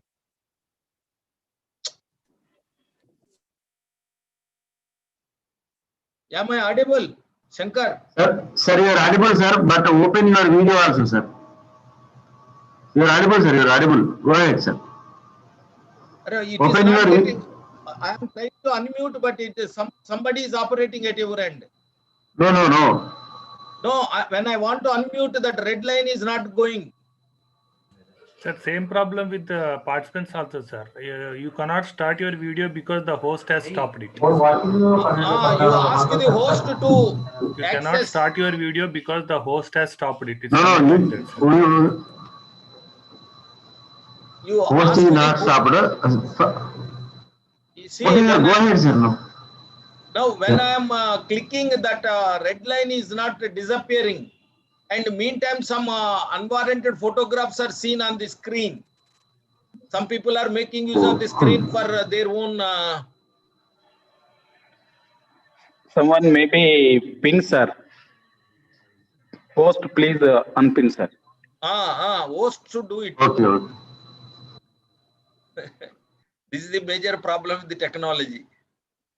Because even I am trying to do away that red cross, but I am not able to do it.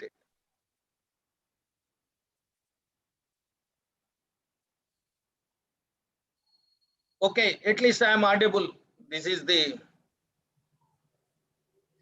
Okay, am I audible, please? Yes, sir. You carry on, sir. You just try to ask your person to do something. Yes, sir. To unmute. Sir, once again, you please click on video, sir. Now it is okay, sir. Okay, sir. Go ahead, sir. All right. So now the problem is, the entire teacher education system should undergo transformation in order to prepare the teachers suitable to the different levels of schooling. This is one challenge ahead of educational planners, more particularly the teacher educators in this country. The second thing is, now the planners and policy makers at the national level realized that everyone who enter into the portals of educational institutions not only should be the masters of their content subjects, at the same time, they should have the required proficiency in the pedagogical sciences. That's how, when the Prime Minister launched the Pandit Madan Mohan Malviya program, he made a very interesting observation that Acche Sikshak, Acche Siksha, Acche Sikshak, we can easily understand. Quality education is only possible with empowered teachers. Unless we empower our teachers, whether they are working at the school or the university level, just mere providing teachers with a purpose to transact the content to the student is not going to do anything. That is how Government of India is coming with a number of programs through formal and ODL systems, how to empower the teachers working not only at school level, even at the university level. Hitherto people used to think that subject mastery is just sufficient to work as a university teacher. That is no more acceptable in the policy postulations in this country unless they are equally competent in the pedagogical sciences. You will all surprised because it's not a new thing for all of us as we are in the field of teacher education, that pedagogical sciences is developing at rapid speed and compared to the contents in several other disciplines. New theories are coming up, not only in the context of psychology, both sociology, then the philosophy, then technology, and all these developments are influencing the classroom teaching, including understanding the classroom environment, including using the technology and in terms of its integration. Ultimately, all these interventions are aimed at quality or achieving excellence in education. Therefore, the teachers' motivation, teachers' empowerment, and teachers' competency development are the need of the hour, and therefore the responsibilities of the teachers and teacher educators is widened. And another important thing in our country, though number of initiatives were made, way back in 1998, the NCT, when it prepared first curriculum framework, there was a chapter about education of the teacher educators. Unfortunately, that is totally neglected. Now, teacher educator just with a MA degree or with a PhD degree doesn't mean they are the masters of the content as well, the pedagogical sciences. Now, the urgent need is to empower the teacher educators. It's not just, you see, since last couple of years, maybe since last 5 years, thanks to the Ved Prakash, happens to be the teacher educator, he has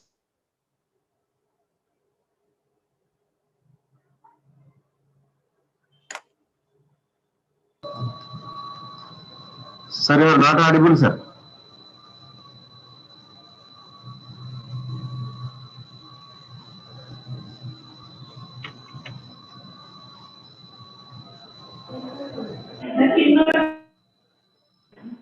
Hello, sir, are you there?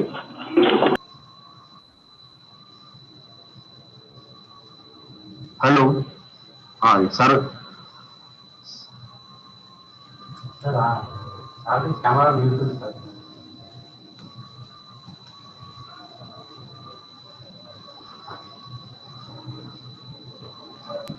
Hello. Technical glitch is there, sir, at the Ramesh sir end. Yeah.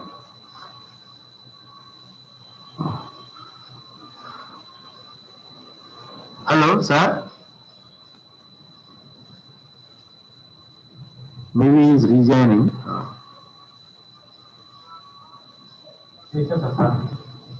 వచ్చిందా?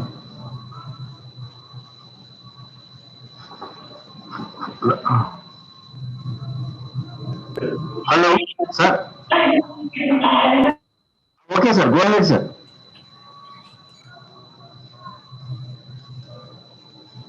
Sir, you are not audible, sir. Immediately send a message. Yeah, it is connecting now. Connecting to audio. We are getting a message connecting to audio. Yeah.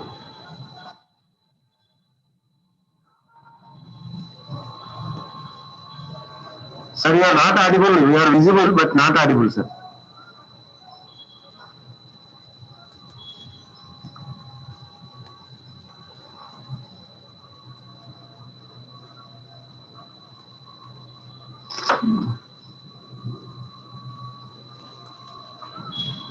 Hello మన Shiva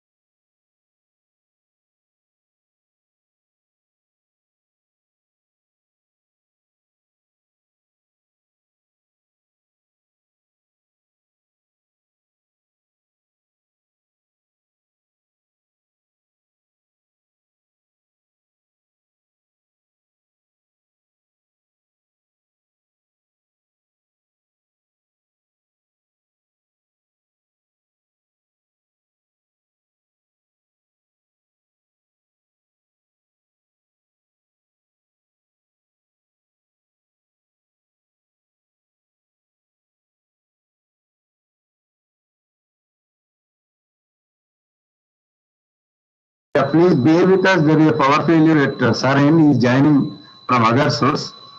Please be patient and bear with us because of this technical glitches.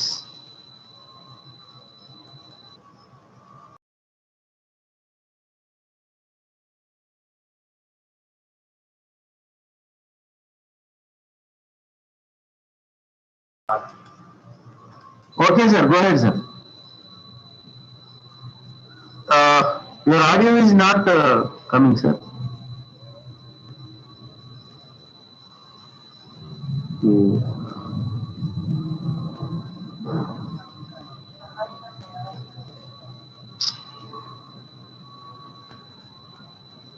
Audio sir ఒకటి call over internet వస్తుంది, దాన్ని press చేయండి sir. ఒకసారి మళ్ళీ disconnect చేయండి.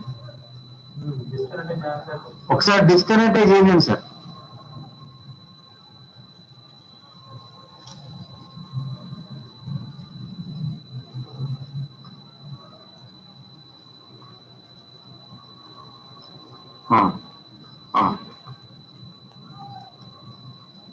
Hello. Yes, sir. Yes, sir. Okay, sir. Go ahead, sir. Now am I? Please, others unmute, please. Yeah, you are audible, sir. Please go ahead, sir. Right. So now it's a big challenge before all of us, not only to formulate the programs so as to suit to the different levels of schooling on one hand. On the other hand, we are also equip ourselves to meet the expectations of the teachers working in other levels of education, which include the graduate and masters, that is university education. So this is one thing, a big challenge for all of us as teacher educators. Why? Because if you look at even the criticism against certain failures in our schooling and other sectors, mostly linked with lack of properly trained teachers to address that particular aspect in the schooling. For example, you take vocational education. It's not a new thing. Again, 2020 policy highlighted the importance and its place in our school system. Earlier also the same is there, but unfortunately the teacher education policy could not include the preparation of teachers for vocational education. As such, though we realized its importance, here and there we made several efforts, but ultimately vocational education in this country could not become a vibrant one. Now, again, the teacher education should also take care the preparation of teachers for vocational system, preparation of teachers for special school, several things. And more particularly, you will be surprised when NCERT, which is supposed to look after the curriculum frame for school education, and the NCT, which is supposed to look after the preparation of teachers, there should be a proper understanding and coordination between these two apex bodies looking after school education and the teacher education. Unfortunately, what happens if the NCERT, when it prepared for its school curriculum for school education, they never include nor take into conference the NCTE, and NCTE do it independent of the NCERT. That is how in this country most of the efforts made by the policymakers at the cost of at the public cost are not rather useful to the system as a whole.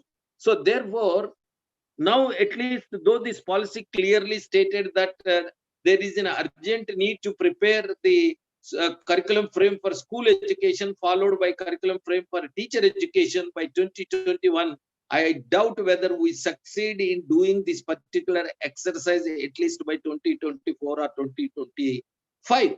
Whatever it is, but there should be a coherence between the NCT curriculum framework and NCERT. First, NCERT has to complete, and accordingly, looking at the school education curriculum frame, the NCT can contemplate what type of teacher this nation or the system wants to have. This is how there is a need to have a sort of coordination between these bodies. But unfortunately, absolutely, there is no coordination, and all these bodies which are there at the national level working in isolation instead of tandem. It should not be like that. So now only thing is, I have to make it very clear for the young colleagues working in the discipline of teacher education. Now the days ahead, all of you, is very, very challenging, and you can't just draw a line saying that I am preparing school teachers and you can't live in isolation. It is the responsibility of each and every faculty member to work with other departments, not only the philosophy and psychology, including even policy as clearly stated to the extent of neurosciences. Therefore, integration should be the approach of the faculty, rather isolationism, because we know as students of teacher education and also as faculty, always we are rather alienated from the mainstream university life, which is not going to be a good either for the health of faculty of education or for the health of the university. The second most important thing is the teacher educators now should rise to the occasion, because all these years we are rather concerned with our own B.Ed or M.Ed or research scholars. Now students from across the disciplines coming to the schools of education. Now we will be carried to the entire all the disciplines of university, to the hook and corner of the university, the status of the college of education. Therefore, it is high time for all of us to raise to the occasion, because tomorrow onwards, next year onwards, even research scholars from computer science, neurosciences, this science, that science, including politics, other departments, all come to the school of education for studying 1 or 2 credits, particularly in the curriculum development, teaching strategies, evaluation, and so on and so forth. So now, just I think I don't know how to get up, how to empower ourselves, and unless otherwise, not only that all these years we lived in isolation, tomorrow there is a very danger that people may lose their faith and confidence about the competencies of the Department of Education. It should not happen, for God's sake. So therefore, friends, it's a very challenging time for every one of us. Fortunately, the country has decided that the teacher education is supposed to play a very important role. Not that it is not there earlier, but overemphasis has been given to the teacher education in the policy because they realize that the nation, if it wants to move, even Abdul Kalam always used to say that we are very rich as far as human resources are concerned. Human resources are raw materials unless they are they are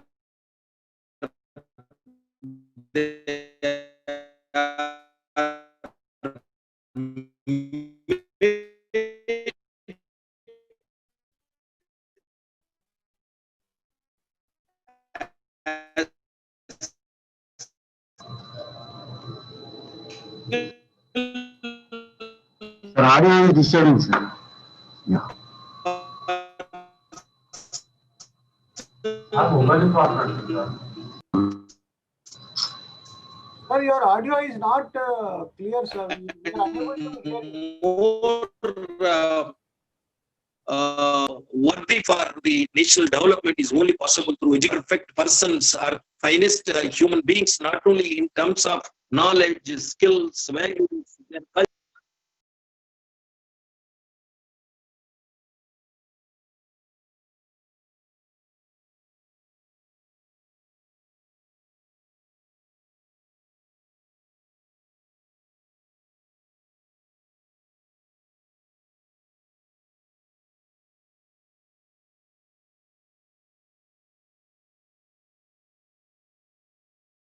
Sir, unmute, sir, unmute, sir, unmute.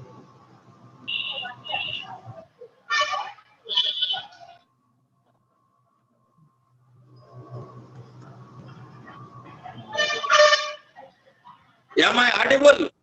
Yes, sir, yes, sir. Hello? Yes, sir, yes, sir. In between, am I continuously audible or not? It's like a pause. With a pause is lecture is going on. People could follow me. No problem, no problem. Because there are technical issues, so now you can go ahead, sir. Now. Right. Now I think it's a high time for every one of us in the Faculty of Education, because the extended scope and role by the NEP 2020, ultimately the the success of not only the system of education and taking the nation towards the power, or at least the country in the global scenario, is only possible that with quality education. Again, that is possible only with the teacher education department. That is how the organizers have rather titled this webinar as a national development and teacher education. And in that context, not only just realizing our responsibilities is just sufficient. We have to rather look at the number one, the teacher education require overhauling.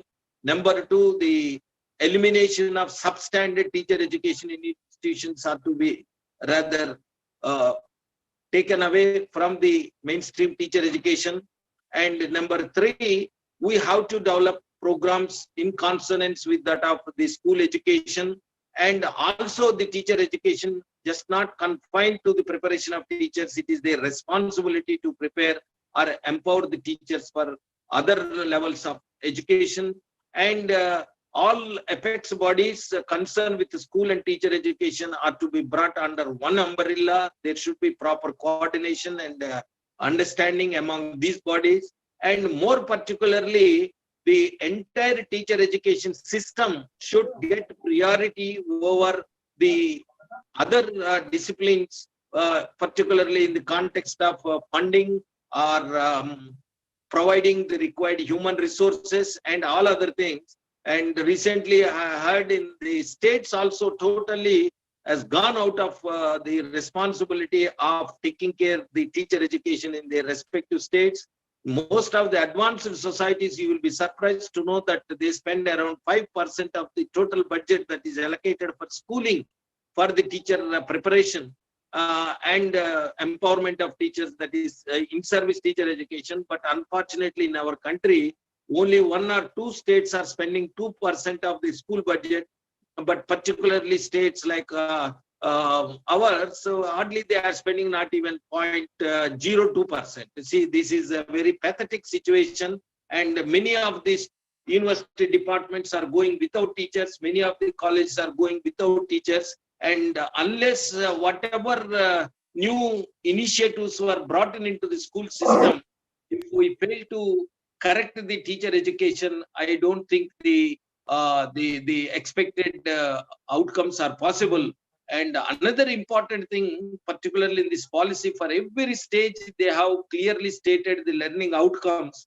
Unless the teachers are properly trained and empowered, and continuously they are given in-service education, and if everything is taken care, the success of schooling or the expected outcomes of higher education, including quality research, may not be possible. So therefore, the policy makers at the national level should give top priority to the teacher education, not only in terms of just creating one or two projects like thing. It should be a continuous one. No intervention should be project mode. It should be a continuous one. And whatever initiative that they carry forward for longer, it's not confined to one plan period and afterwards going to the other intervention is not correct. You see, when we established IASC, CTs and DIETs, really they are considered to be the best initiative to prepare the quality teachers and strengthen teacher education. But unfortunately, as it was launched by the state central government for a plan period, subsequently state governments are expected to take over. Unfortunately, the central government initiated and state governments could not come forward to carry forward. In the whole bargain, they were started and they extinguished without realizing the expected things out of these institutions. So at least in the years to come, having realized the importance of teacher education in this policy, the planners should initiate any intervention that should be a continuous one. It should not be limited to a particular time period or a plan period. And both the state governments and central governments should come forward to consider teacher education as a priority area.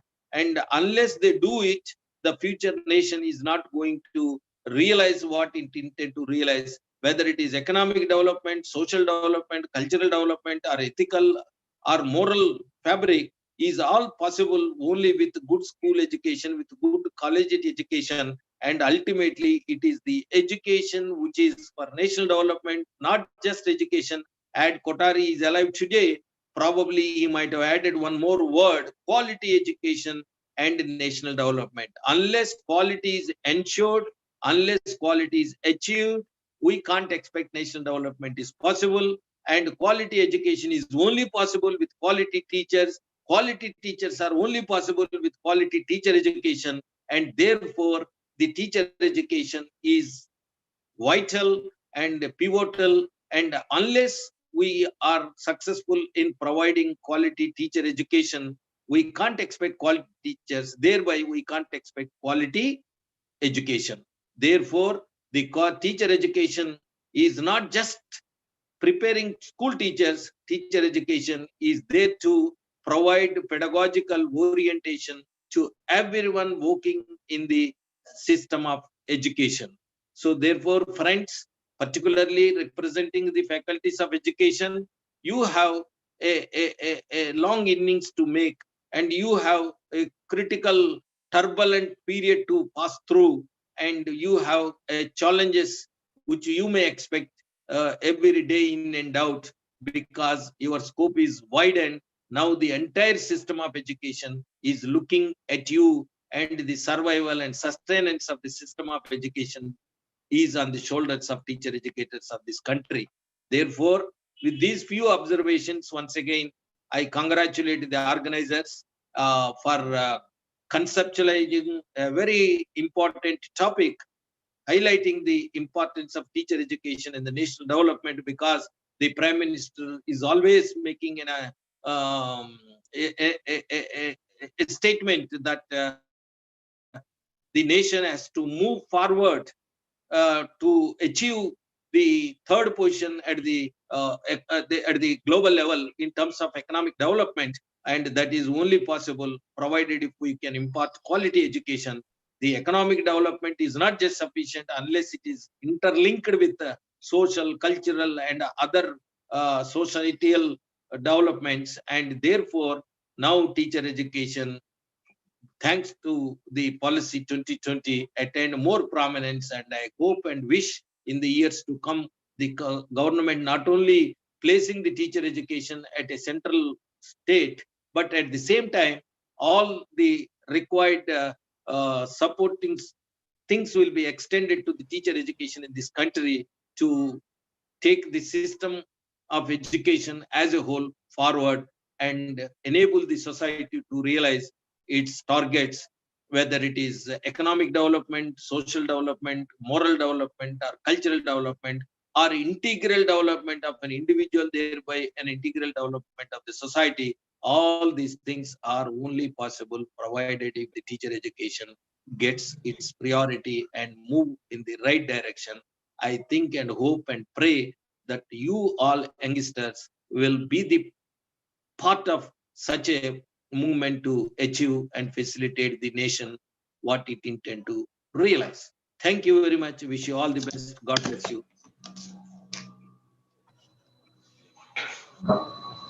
Thank you, sir. Over to Professor Rajnath K. Murthy.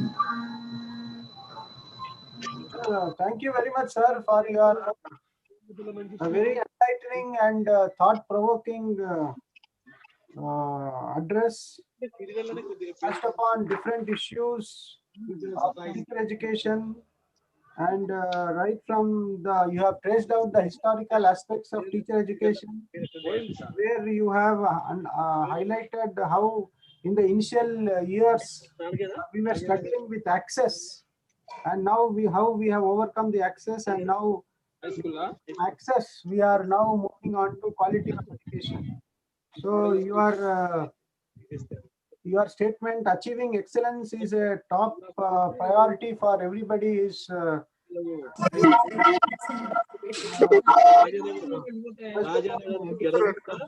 then you have also focused on how we need to empower teachers, and then you have given different ways and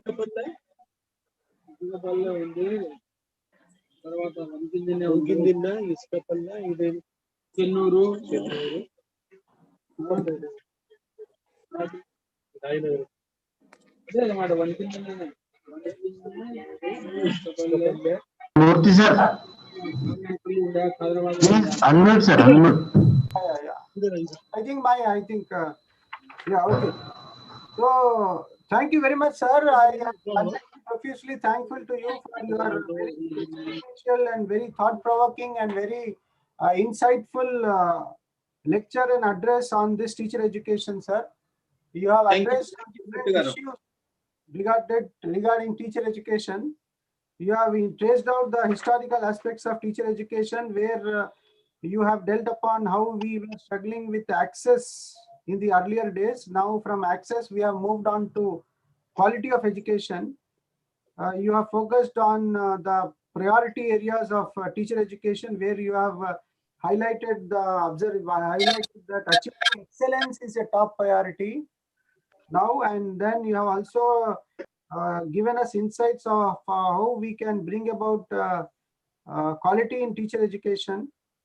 And then you have also focused on the need for empowering our teacher educators, and then how the NEP has widened the role of teacher educators, and how NEP 2020 has given more responsibilities and given us an opportunity for teacher education departments across India for making a significant contribution in the field of education. Thank you once again, sir. Once again, I profusely thank you, sir, for your thought-provoking and very valuable address. As you have said, the scope is very much widened, and then we need to really gear up to meet the challenges of education, as the economic development of the country is very much banking on our own efforts. So the future of the country really banks on how we go ahead and then empower and develop the teachers that will, over a period of time, generate more resources, and then the economic development of the country will be greatly progressed. Thank you very much, sir. Now, if we have several questions that have been posted in the chat box, sir.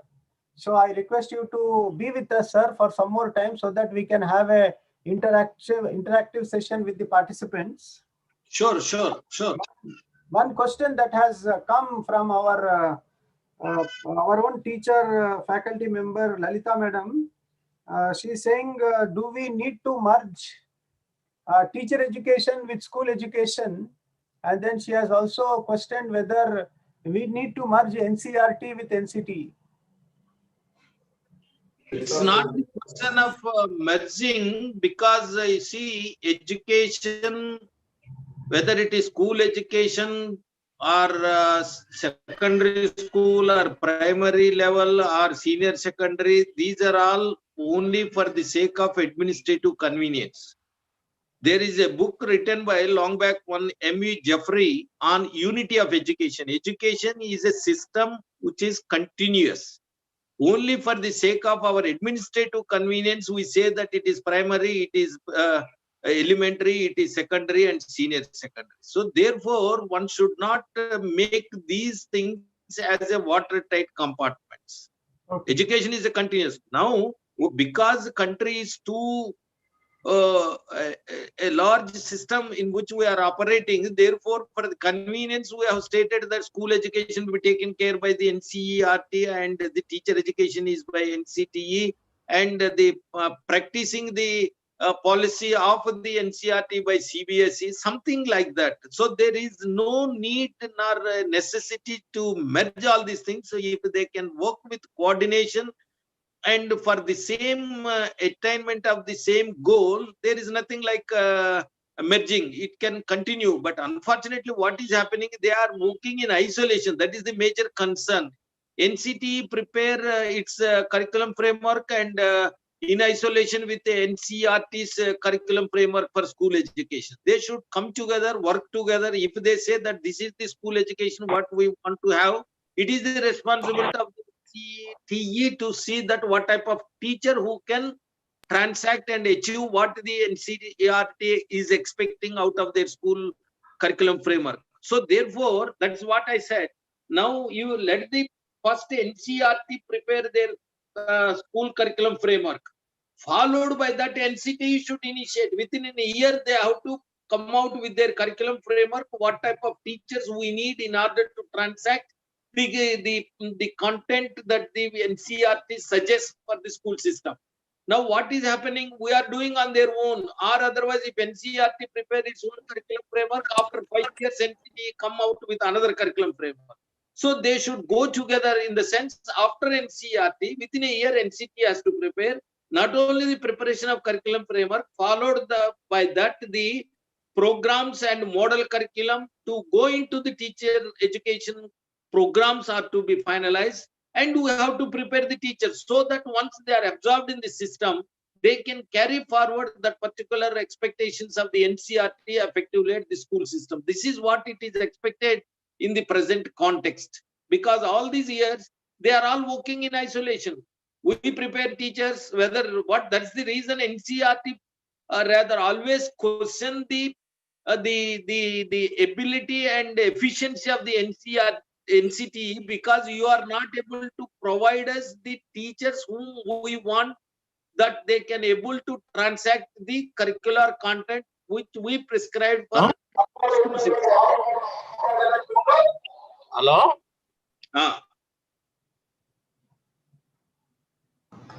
Please go ahead, sir. Somebody is interrupting. So therefore, my feeling is that there is no need to merge. Let them be there. Even if, see, this is nothing but merging is going back again. Earlier, teacher education is taken care by the NCERT as a part of the teacher education department, and because they could not do it, and NCT came into existence in 1985 or so. Therefore, 1995. Therefore, now the question is, it's not the question of merging, but even being independent, autonomous institution aimed at a particular aspect of education, they can work together. They can see that there is a proper coordination in their activities. That is how we can take forward the system as a whole in the given direction. Instead of that, simply merging or separation, these things are not going to facilitate or expect anything new to the system. So that's my feeling. Yeah. Thank you so much, sir. Thank you very much for your very thought-provoking response. Now we have another question that is appeared in the chat box, sir. I'll just read out the question. So the question is from Sunita. to everyone. So what she has written in the chat box is, how can we stop the mismanagement in private colleges, which is a age-old problem? And she continues to write, how we can lack the job satisfaction among the private teacher educators who constitute major population of teacher education can be solved. Probably with what major cause? Right. She is very much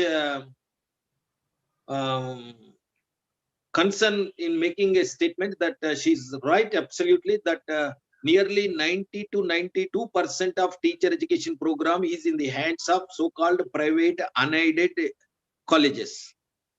These colleges constitute are playing a major role in the preparation of teachers and teacher education. That is one thing we have to accept. She is right perfectly. Number two, how to rather bring a sort of professional satisfaction into the major chunk of teacher educators working with these huge number of private unaided colleges is a major concern. Though the policy state that several stipulations, the NCT has made several stipulations, but the country is no dearth of policy stipulations. But unfortunately, when it comes to its implementation, we are not able to do it in the right manner. For example, as she said, that it is the teacher education now is not the sole propriety or the responsibility of either NCT or UGC at national level. It is the collective responsibility of the NCT as an apex body, the state government, and also the respective universities to which these institutions are affiliated. All these years, what is happening, no doubt, whether it is warranted or not, teacher education expanded more than required since last 20 years. Up to 1998 or 99, hardly we used to have 1800 institutions across the country. Now the number has gone up to 20,000 and odd. In the process of expansion, no doubt many elements which are not really committed to the cause of teacher education entered into the teacher education domain, either in the name of the managements or in the name of administrators or in the name of policymakers. Unfortunately, what has happened in the process of expansion, teacher education has become a scapegoat. The reason being, there is no proper planning. That is the reason. In the beginning, we argued that there should be a manpower planning, how many teachers we want. Accordingly, we can provide facilities for expansion of teacher education, but there was an argument across the academic circles that why should we look at only the B.Eds will go as teachers. Even a girl student who pursue B.Ed can be an effective mother to provide quality or to provide good education to their own kids. Why should we deprive them of pursuing B.Ed? That was the argument. Whatever, maybe there are several, this side or that side we can argue, but unfortunately or fortunately, we expanded teacher education more than required. In the process, many teacher educators are there. Now, they are hanging. The reason you will be surprised, recently I did a committee to fix the fee for B.Ed and other teacher education programs. You will be surprised.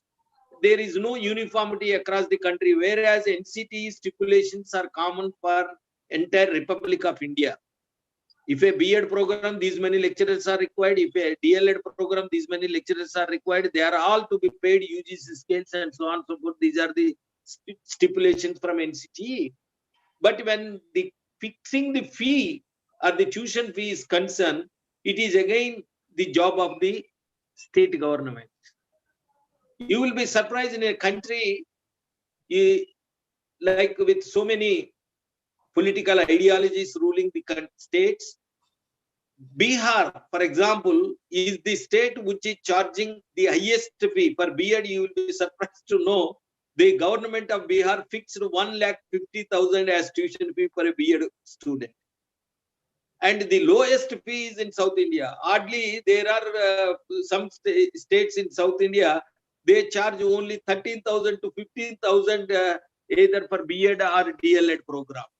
Whereas the norms and standards prescribed by NCT is one and the same. And when you ask the private management, you fellow, why you are not paying substantial amount to my colleague teachers who teaching the same subject, whether I am in a university or in a private college, they say that we are paid only 13 to 15,000. How do you expect? Now, this is the controversy. This is the very interesting paradigm conflict is going on. So therefore, as she rightly pointed out, that unless we strengthen the teacher educators, not only in terms of just salaries, they are to be treated on par with the other teacher educators working either in the universities or in the government sector for empowerment and other in-service educational programs. How do you expect that the quality in teacher education is possible? That is why recently the Planning Commission decided to do away the substandard non-teaching teacher educational institutions. We are all familiar with there are institutions which are non-teaching, no teaching takes place. So I think and hopeful in the light of the National Education Policy 2020, really if all these bodies concerned with the teacher education come forward, and we don't mind, nobody is going to question when we eliminate substandard institutions. And if you restrict to few good number of institutions, and if the tuition fee is enhanced to the extent to the salary component, naturally the teachers automatically will become committed to the cause of teacher education, and we can expect the best from them. Unfortunately, what is happening? They are ill paid or even not paid. There are I get representations from many of my colleagues working in the private teacher education institutions. Since last 10 months, they are not paid even a single pie. Imagine what is the condition of a teacher who is not getting salary for the last 10 years, who has already put in 10 years of service in their education institutions. So therefore, this is a very serious problem. But in the light of the NEP 2020, really, if the nation wants to do something in the context of preparing quality teachers, either they have to eliminate, or even in one context, we suggested that whatever gap that is there between the students' tuition fee and the payment that is to be paid by the managements to the respective teacher educators working in that institution, that balance amount is to be borne by the governments. Otherwise, how do you expect if a fellow is working in university is getting say some 70,000, not even 7,000 is paid to the teacher working in the same qualifications for one to be either in the university or in the government or in a private unaided college is one and the same as far as NCT norms and standards are concerned. Then the salary maybe 2,000, 10,000 a year and there is possible, but 10 times to 15 times if there is a difference and there is no job security in such a case, naturally it is, first of all, we have to do away the substandard institutions. Number two, the any gap that exists between the tuition fee and the fee salaries to be paid to the teachers, that is to be borne as a supplement grant by the government.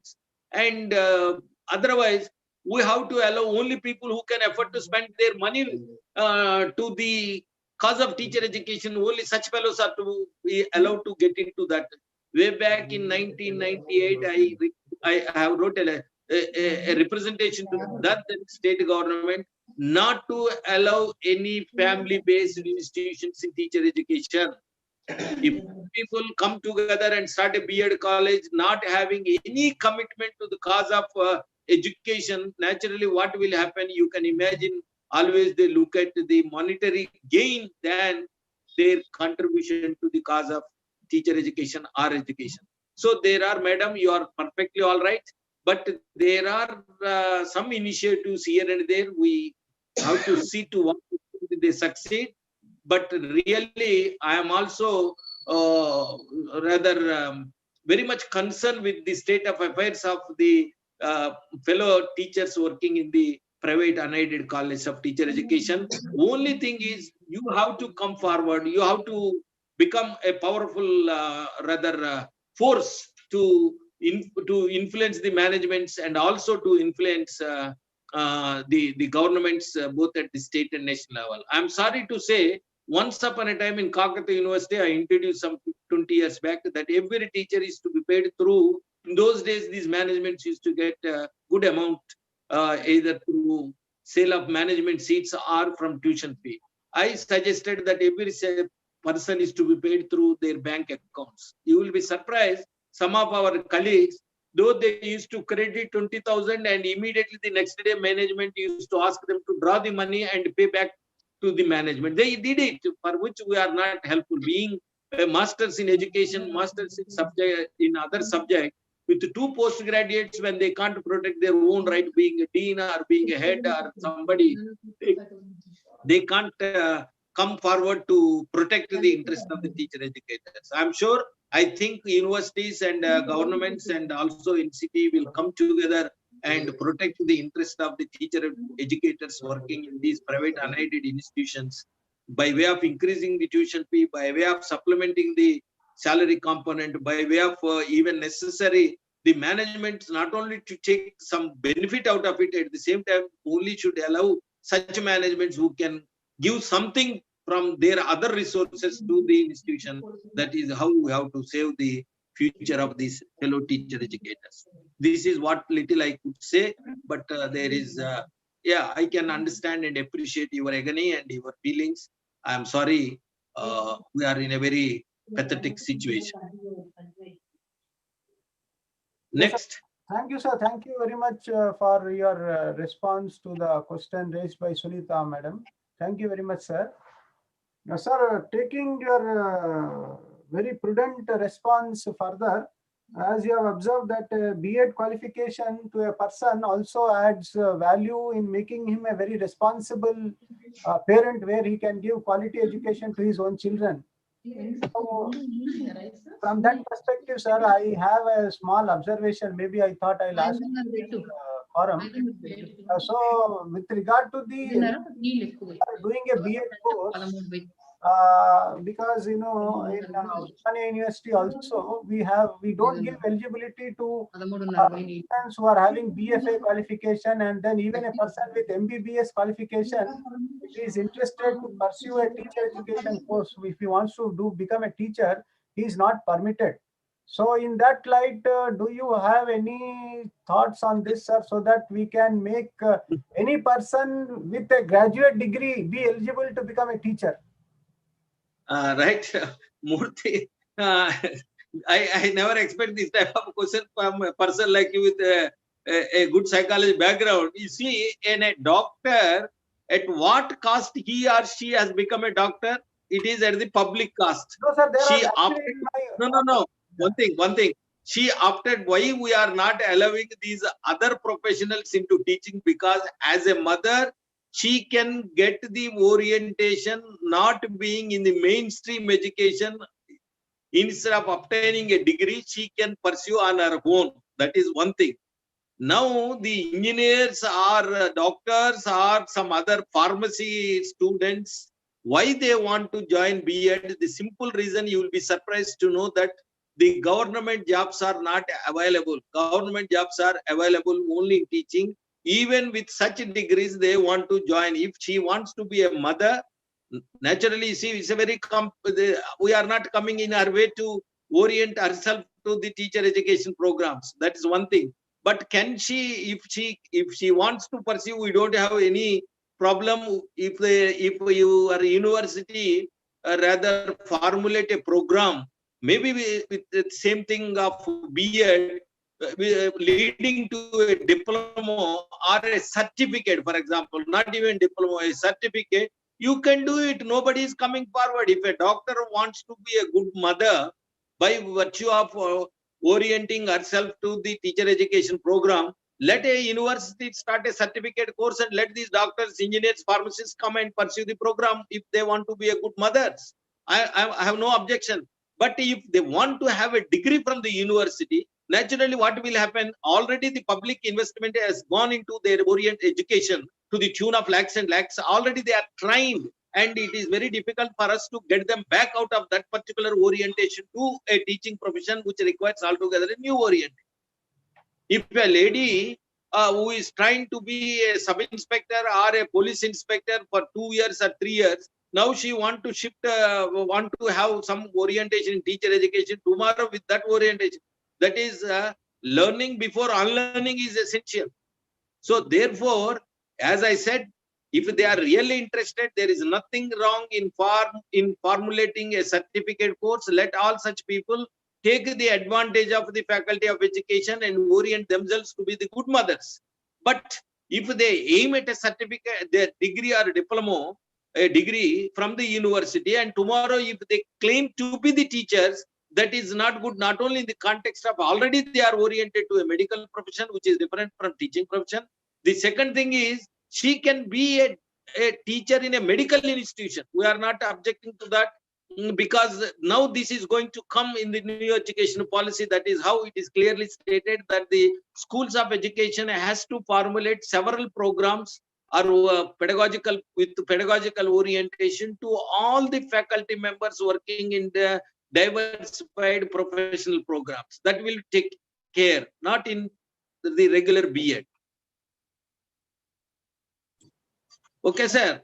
Yes, sir. Yes, sir. Thank you very much, sir. Because as a part of being in the chair, we always get queries from so many participants with different objectives. Sometimes they request us that they don't want to become teachers, but they want to. Yeah, natural. So after doing B.Ed, they want to do M.Ed, and then they want to contribute in the area of research and education. So with that perspective, Yeah, sure. You are right. You are right. So that is the major difficulty. Tomorrow, if they want to compete along with others, it is a national waste, because they are trained as doctors and engineers for 2 years, and now coming back and want to teach teachers. That is nothing but waste of resources. That is the major concern. That is why, if they are really wanted to have the advantage of teaching as mother or as father, or even if they want to be in their own profession, we are now asked to design exclusive programs focusing on pedagogical orientation. To such people, they can be the teachers in medical college. Tomorrow onwards, even a medical teacher supposed to have some orientation in pedagogical sciences, otherwise they are not allowed to teach in the medical college.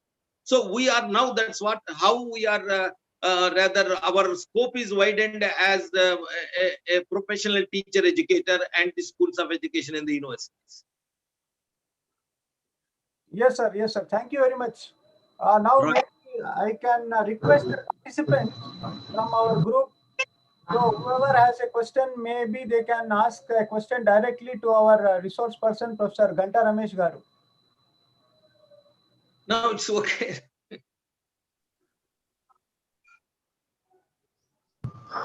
Sir, please, we are having another session. I request Professor Ravinath Murthy propose vote of thanks for this session. Already it's over, Shankar.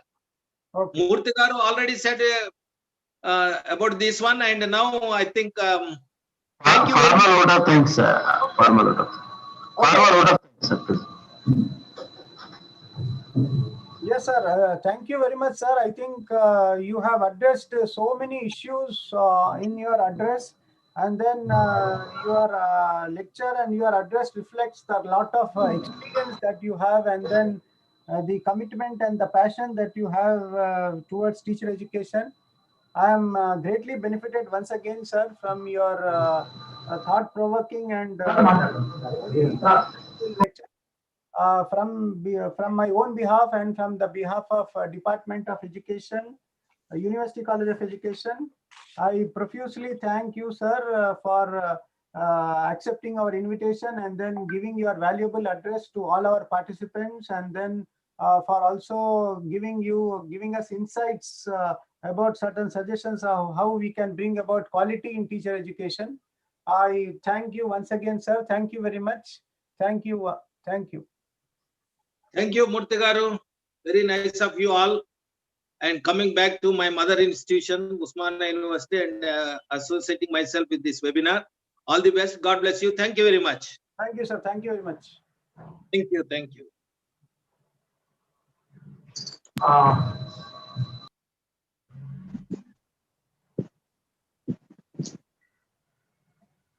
Now, Professor Shankar Garu, please. You are on mute, Shankar. Unmute yourself. Yes. Yeah, sir, Professor Ramakrishna sir is giving instructions. Yes. Yeah. Right.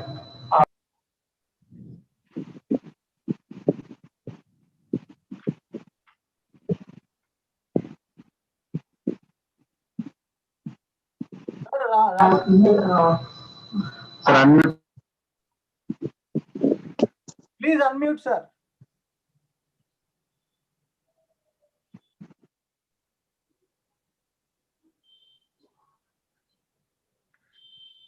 Sir మీ గొంతు వినిపిస్తలేదు.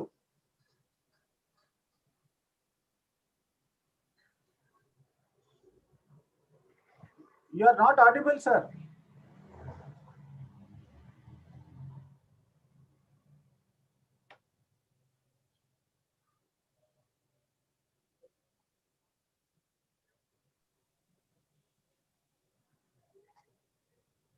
Sir, you are not audible.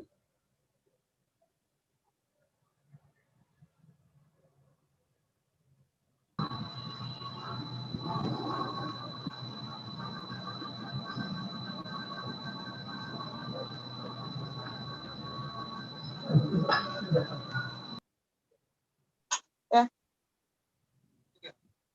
चल रहा.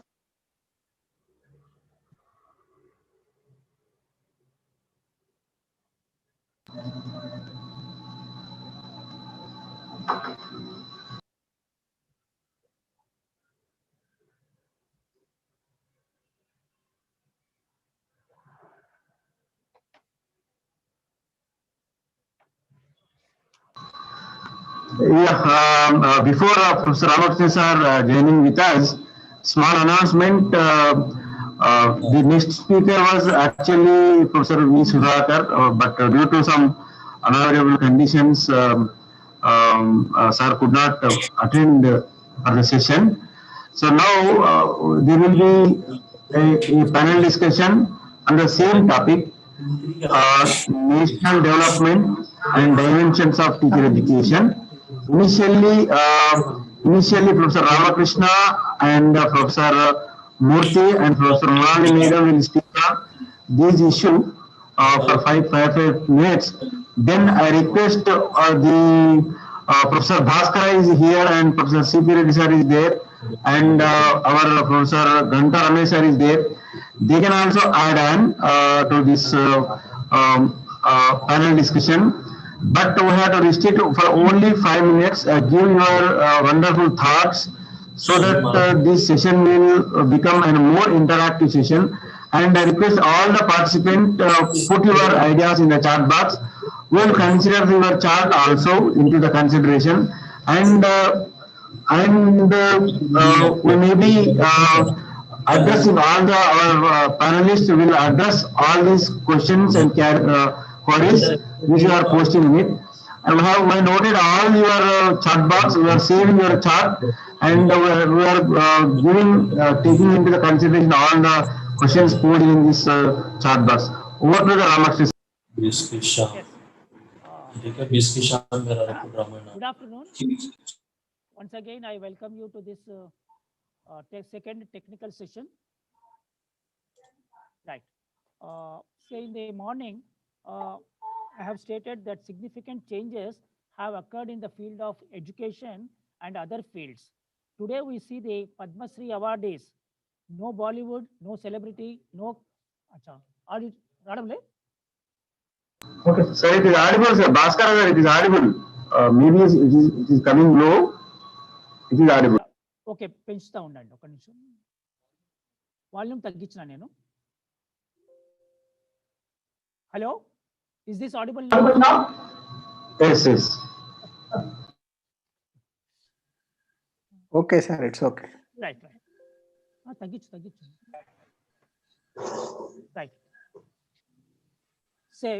say a significant changes have come up in the various fields, including education. And now the Padma Shri awardees list is a witness to this significant change, wherein no Bollywood star or no celebrity, no cricketer or no other person except the social workers have been awarded the Padma Shri awardees, including the artists. So they have backed the Padma Shri awards for 2020. So I feel that we are moving forward to become global superpower. As such, in the economic sector, now we stand at the 6th position, whereas by 2030-32, the NEP also has envisaged that we become the 3rd superpower in the economic front with 10 trillion economy. And this is not driven by any other sector other than knowledge sector, as envisaged in the 2007 National Knowledge Commission, which has seen that our country should become a knowledge power, knowledge superpower. In the same direction, we are moving forward, and in no time, just hardly another 10 years are there. So in that 10 years, our economy will reach to the 10 trillion, and we drive this through the knowledge resources. And for that, we require a different set of environment, a different kind of ecosystem, wherein most of the existing services or the resources have to be restructured, re-looked into. That's what we have discussed in the earlier session also, where there would be a possible setup, restructure to meet the objectives of NEP. And one more thing is that we need to change our mindset. We need to think differently than the earlier one. For that, we need robust quality education. And for this, the leverage is the 4th industrial revolution. And much of the time we speak now as disruptive technologies, which have become very common. And even a illiterate person is now able to use or tap the technologies uses. And then we need to spend lot of money or lot of resources, in the sense, say for example, if in China, any new product that comes, they buy the product even after standing in a queue, or they make some effort to obtain that particular gadget. And in the newspaper and in the WhatsApp messages, we have received so many articles wherein a person has sold his kidney, and that much craze they have. And that is the reason why, not only for this utility purpose, they also buy the gadgets to undrop or open up the new technologies. They wanted to know what sort of technologies involve this latest gadget. So then they learn that kind of technology and provide to the world in a very short, inexpensive manner. And then funding for education also had to be increased, and that the governments have to take up. And from the governments of central government, it has to reach to the state government, and the state government has to act as the education is in the concurrent list, and also the state has to spend and have positive mindset for the quality education. And not only this, as teachers and teacher educators, we should concentrate on the holistic development of the learners. So then only we can see that our country would become a global superpower in the coming decade. So with these few words, I thank Dr. Shankar for giving me an opportunity and sharing my views about how the teacher education as well as the other fields contribute to the national development. Over to you, Shankar. Thank you very much, sir. Now I request Dr. Ravindra K. Murthy to give his inputs on national development and physical education dimensions. Yeah, thank you very much, sir, Professor Ramakrishna Garu and Professor Shankar Garu. So the question is, how do we, most of the time in many seminars and many workshops, and even as we have been listening from the morning to the address given by Professor Karun K. Shaine and Professor Anil Kumar Sharma Garu, and now our Professor Ganta Ramesh sir, they all are emphasizing on to bring quality in teacher education. So, and then as I have been learning right from my B.Ed days to the present, what I personally observe is in the field of education, particularly in school education, in teacher education, there are so many committees, commissions set up to address this challenge. This may not have happened in other professions like management education or engineering education or medical education or in other pharmaceutical education.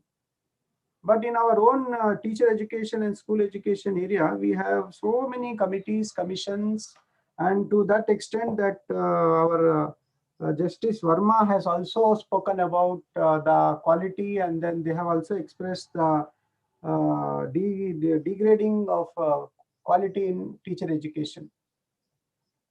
And if I try to draw parallels of how they have brought about quality in management education, way back in 1966, when Government of India wanted to introduce management education in India, they have built a very nice state-of-art institution called Indian Institute of Management in Ahmedabad. And then they have set up this as a model college for the entire country. And then they have borrowed the academic inputs from other foreign countries, leading foreign countries in management. And then they have set up this management institution. And similarly for engineering education, they have established an institution called Indian Institute of Technology. And then they are offering this technology and engineering education with the state-of-art establishments. And then if we also see the trends that we have, if we also see the managements of education that we have in our country, we have universities, we have central universities, we have state universities, we have private universities for awarding degrees, and then we also have deemed universities.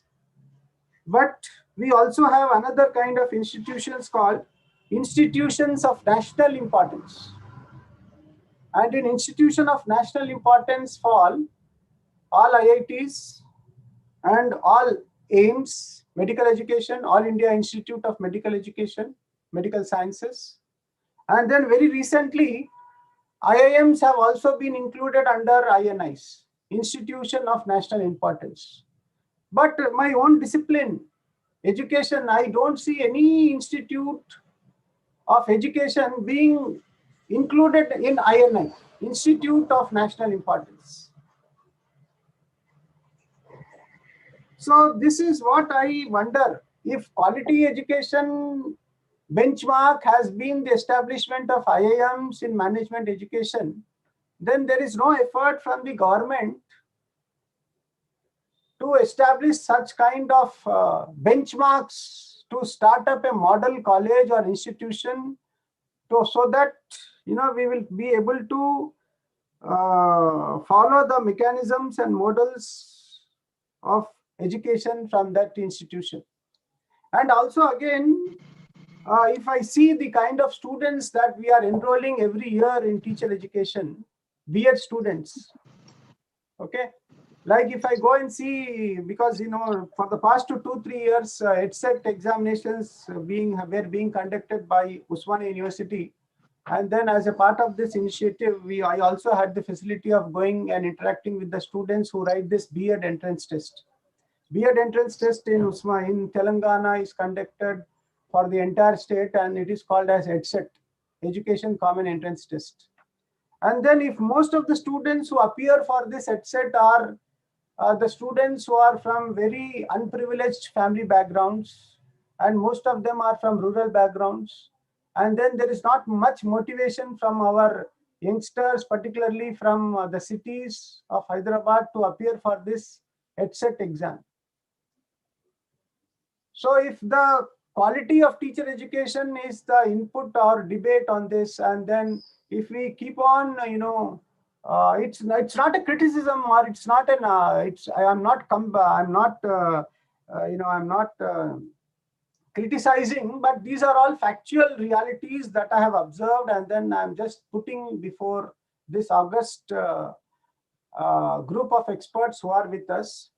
So if you see the kind of students who write management entrance, and then if you see the kind of students who write our B.Ed entrance, when the quality of our input is itself very weak, then these teachers only become teachers. Then how do we have quality teacher education over a period of time?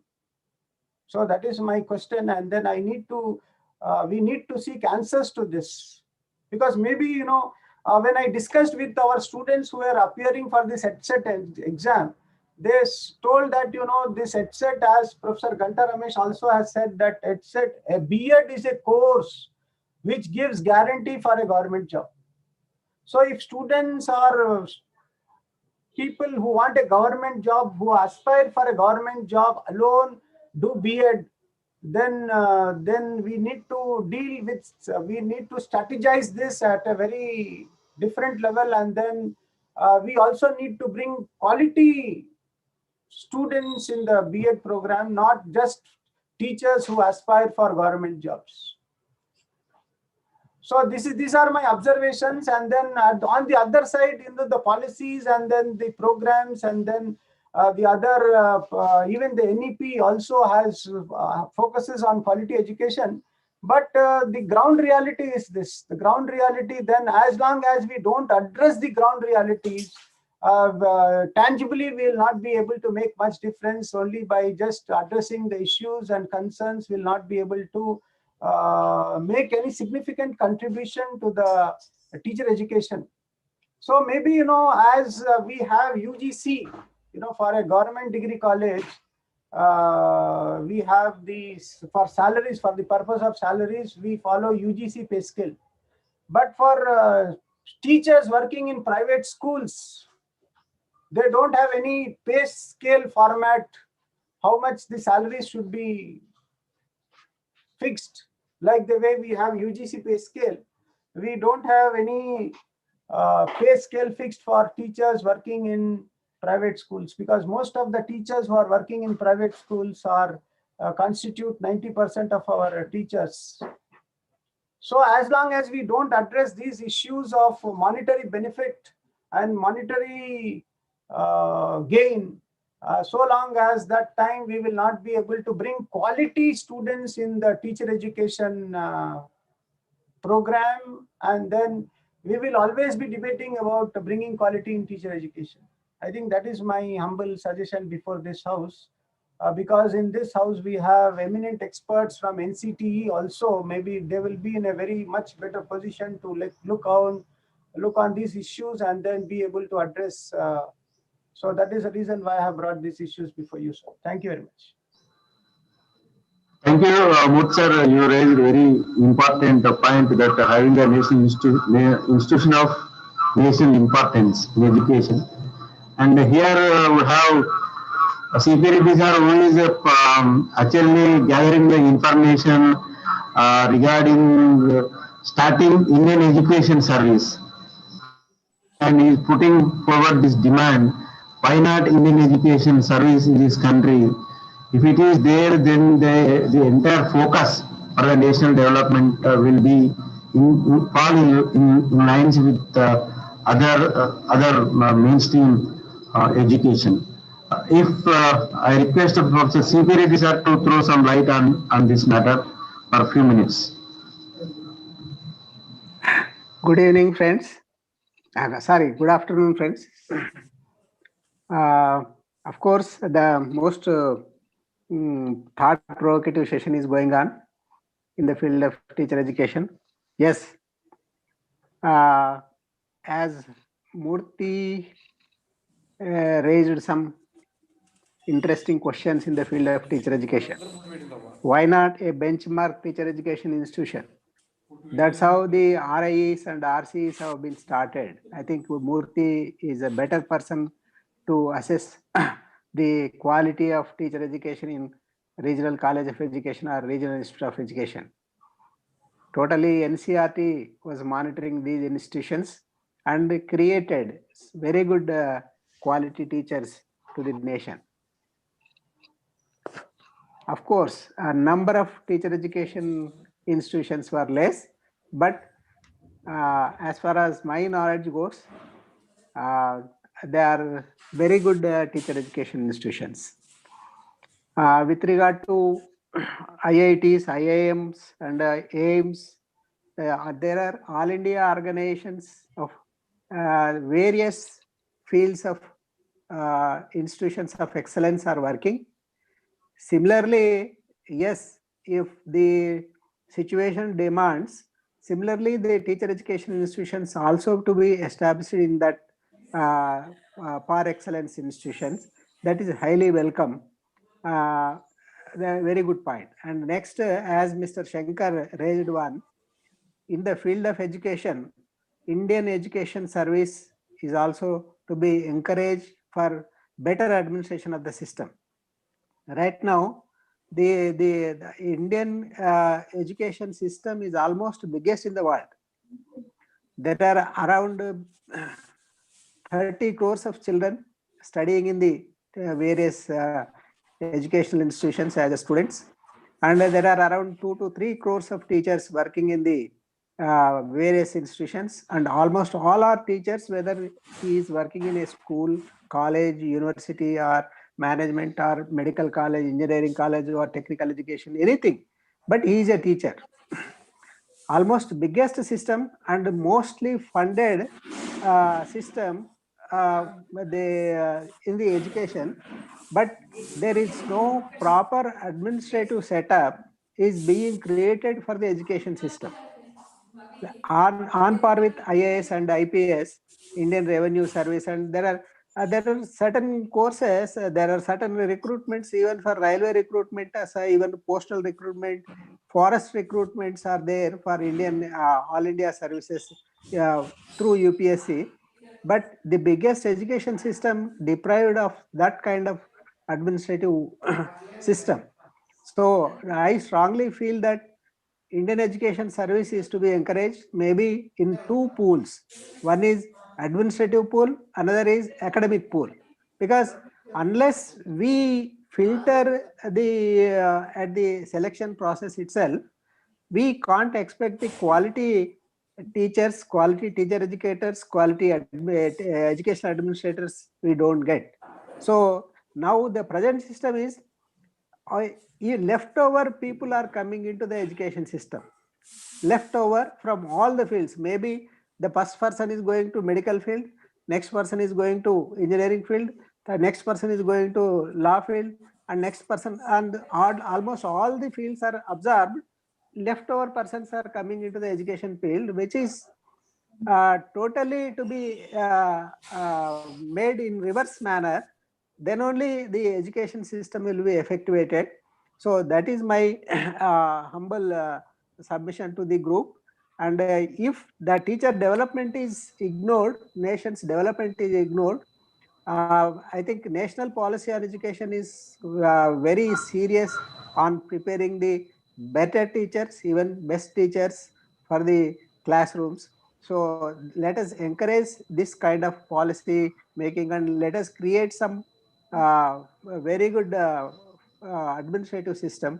Let us create some quality centers of excellence. So this is dependent with all of our responsible persons should take care of these things. So these are my simple and humble points submitted to this session, because others are on the line to speak. Thank you so much, Shankar and Yeah. Bhattaji.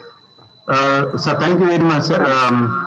Sir, we're having here Bhaskaraji, who is very senior and very much interested in Indian-centric education and the development in India. It was not looked at only the economical development. We never thought that development means occupying the other borders and supplying the arms and other things and conquer the world. But the notion of development of India is something different. We believe in Vasudhaiva Kutumbam and we believe to share our knowledge and make the mankind so humble and peaceful and care for everybody. In this regard, I request Bhaskaraji to throw some light on the Indian-centric education in the light of national development and teacher education.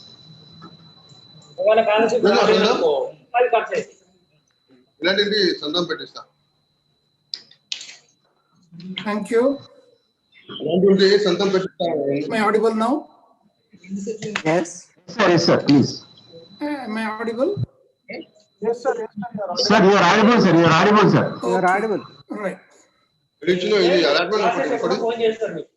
Now, one important thing is that all of us as teacher educators, we should read the book by Dharampal, Beautiful Tree.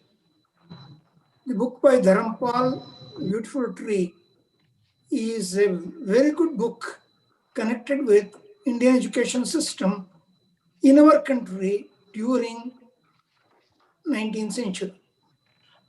The 18th century, 19th century, and before that, how it was, it has been very clearly explained by Dharampal, and I request all of you to look into that book, which is in English. Kindly translate it to your languages so that all the students of teacher education look into it very well. This is one thing. And very clearly he indicates that all this information which he gives, they are taken from the British archives. Long back, when my daughter asked me, I remember I told her that the real history of India is in the British Museum. And people asked me a lot of questions connected with it. And then came immediately this book by Dharampal. And I went through it. Dharampal's book is a very interesting book. Kindly go through that and translate it to your languages so that all the students can go through it. This is one thing. The second thing is, I want all of you from higher education to look into another book, She Who Rides a Peacock. She Who Rides a Peacock is the one connected with the Saraswati of the Indian thought. Saraswati's idea was developed by one lady by name Margaret Cormack. 25 years back, she came to India, interviewed a lot of educationists, vice chancellors, teachers, and many others in the government, as well as in the private sector. She contacted all of them, interviewed them, and then she has combined all those ideas and has developed the book, She Who Rides a Peacock. Kindly remember the name of the book. Most of the higher education people haven't gone through this book at all. I know many of them, I've told them, they have expressed their astonishment regarding this book. This book is a very interesting book. And regarding the nature of education, nature of higher education especially, the way in which it has been done in India has been looked into very well by this lady, Margaret Cormack. And please don't feel bad. I remember Chanchal Sarkar in those days said, university is a place where the demoralized teach the disgruntled. Sorry to tell you this, but this has been expressed 25 years back. Think about it kindly, especially these days you have the net facility with you. Kindly go through the book and you will come to know a lot about it. And I request you to look into these two, Dharampal's book and the book by Margaret Cormack. So those of all of us, we should go through both the books and we will understand a lot connected with it. And of course, I need not tell you, India was in a very good position with reference to the scientific developments because all the rishis who were there in India were the scientists. And the other day in the SRC webinar, I gave the idea of problem-solving approach. Hope many of you attended there. And like that, think about it and how these things can be adopted by us and used in our education system. And of course, regarding the humanities subject, I have one more regarding that. It's called issue analysis model. I'll talk about it tomorrow. So, thank you very much for asking me to tell you some of these things on the spot. Thank you. Thank you, sir. Thank you, sir. It is an open debate, that is well planned, but we are getting a lot of good ideas from this also.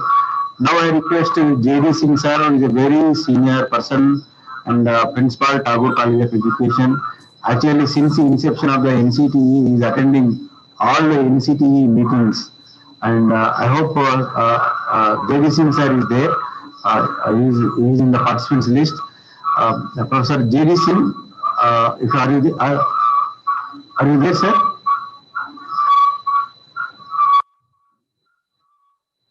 Actually, is in the participant list. Now, I request Professor Murali, before J.D. Singh sir comes and connects with us, I request Professor Murali madam to throw light on this topic, national development and the dimensions of teacher education.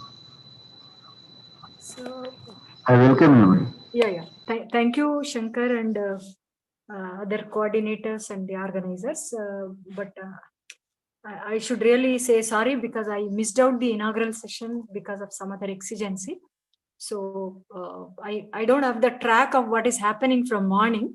I'm very sorry that I may speak something which may look little not very relevant at this juncture, because Shankar was saying about the development and not only in exclusively in terms of economic development, but a kind of holistic development we need to look at.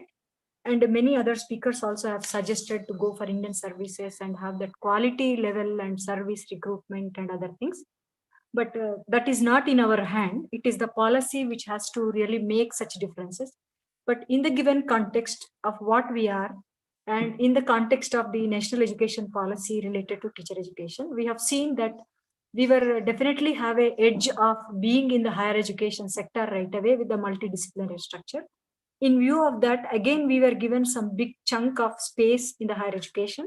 So in that context, I am just looking at how best we can really create a kind of a practically oriented curriculum, which really creates that best talent of teachers who will really be addressing and then training the children at school, especially in terms of the constitutional values, which is the heart of the whole national education policy, and citizenship training, where we can really extend our teacher education colleges. Maybe if not the kind of mushroom teacher education colleges, we can limit them by having a very extensive best monitoring system, by taking the responsibility and accountability to have only such quality teacher education institutions, one parameter which we can focus on. So this will take care of many quality issues related to training aspects. And second issue about the curriculum, that will really address a lot of quality issues when it becomes very practical, and how they develop that citizenship training and citizenship qualities, and prepare the same thing in the children when they go back to school. That is one second issue. The third issue I was looking at is how do we connect to the community that now universities to community, we are talking about the social service that is also again a main focal point in the national education policy. How do we scaffold this social service as a component in the teacher education by connecting to those 10 schools, whatsoever number of schools as mentioned in the national education policy. So these schools and the community around it, if we adopt this community and take the responsibility of bringing the whole lot of development in this particular area, maybe awareness related to health, awareness related to environment, sustenance, whatever dimensions or problems we have in the community at that juncture, the colleges of education taking the responsibility as connect with the community. That networking, if we can bring in with the schools and the community around these 10 schools or whatsoever schools, and also the government should give that responsibility to the teacher education colleges about these 10 schools without any kind of state interference in that. It should be totally given to us. So that networking, if we have, and training is given appropriately to our teachers who go and get connected to the community and take care of the development. Now, when I say development, it's not that we have to have some finance to inputs, but we are giving the human resources by training at our level at the pre-service, sending them there, and these are in turn taking the kind of activities where we are taking care of the issues related to the community. So that in a way is contributing to the kind of development or for the quality life of the people in that particular community. So that is one another issue. And then the other issue is where the schools and community networking further to enhance, there should be community resource learning centers where the teacher education college and schools together, they can create that learning center, because we have a lot of problems with the quality of private schools and government schools. And government schools, we don't have the people coming from the elite group. So this problem we have to resolve and overcome by implementing strictly the RT. This is another issue. And so that these community learning centers can support the so-called the masses or so-called socio-economically backward sectors. These children can be supported. And the fifth issue which I wanted to say is about the professional leadership training, not exactly the kind of trainings that we are giving now, but the kind of responsibility in terms of taking dharma from our own ancient texts and Bhagavad Gita kind of texts, where we can create that kind of sensitivity and interest towards our own ancient systems of knowledge by creating some easily available ready-made modules which can create insights. As just now Bhaskara sir was saying about the Dharampal's book or other books and on the Indian education. So there we can really create some very quick modules which was also a part of national education policy for schools. Extra modules should be prepared and other things. So under that, if teacher education colleges come forward in connect with all the disciplines, because now we are multidisciplinary institutions, so we can have that kind of collaboration and bring out those effective learning quick modules capsules where we can spread across this knowledge system into the roots, like young children at the school. If we can instill that kind of ethos of India and create that kind of insights about the knowledge, the supreme power of knowledge that is hidden as encapsulated tradition and knowledge available in varied texts, which may not be accessible to everybody. So this technology, by using technology and integrating technology, such kind of modules, if we can really keep them ready in these community resource learning centers, as well as make them available in our websites and accessible to all the children, and encourage them, sensitize them towards this kind of insights into our ancient knowledge systems.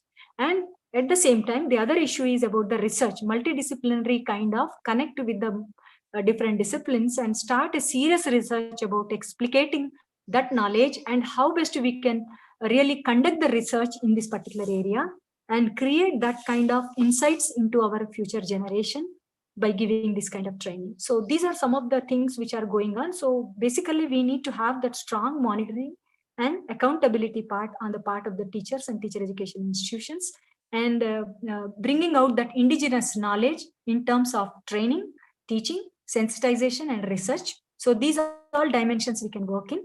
And constitutional values and citizenship training. These two things we have to take in a big way at the primary level onwards, and we can really instill those kind of required qualities for the inclusive society to come forth.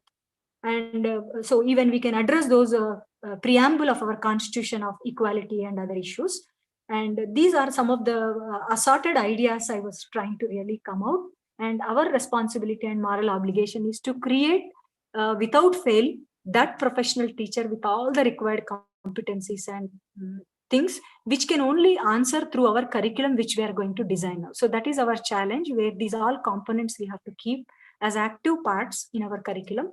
And this will definitely give a kind of a direction to our student teachers and children of tomorrow, that is citizens, and encourage the kind of field experience also is not that effective in our things, though we are saying, but it should become very fulcrum of our curriculum, where they should understand the social milieu and connect to this milieu and try to serve this particular community. So there, I think our whole curriculum will address these issues, encourage them to write about the case profiles, case narratives, and kind of best practices that are there, and kind of community leaders, and whatever the NEP said, that we have to scaffold into our curriculum to see that indigenous kind of curriculum we make in teacher education to bring in quality school and quality teacher education and quality citizens of tomorrow. These are some of the ideas. Maybe I will add as the discussion progresses if anything comes to my mind. Thank you very much for giving this opportunity.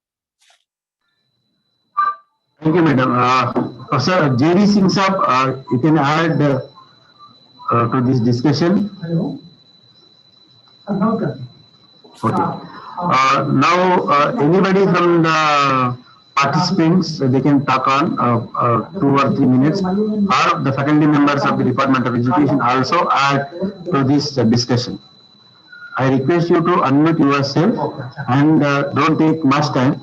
Just tell the core idea about the national development in teacher education.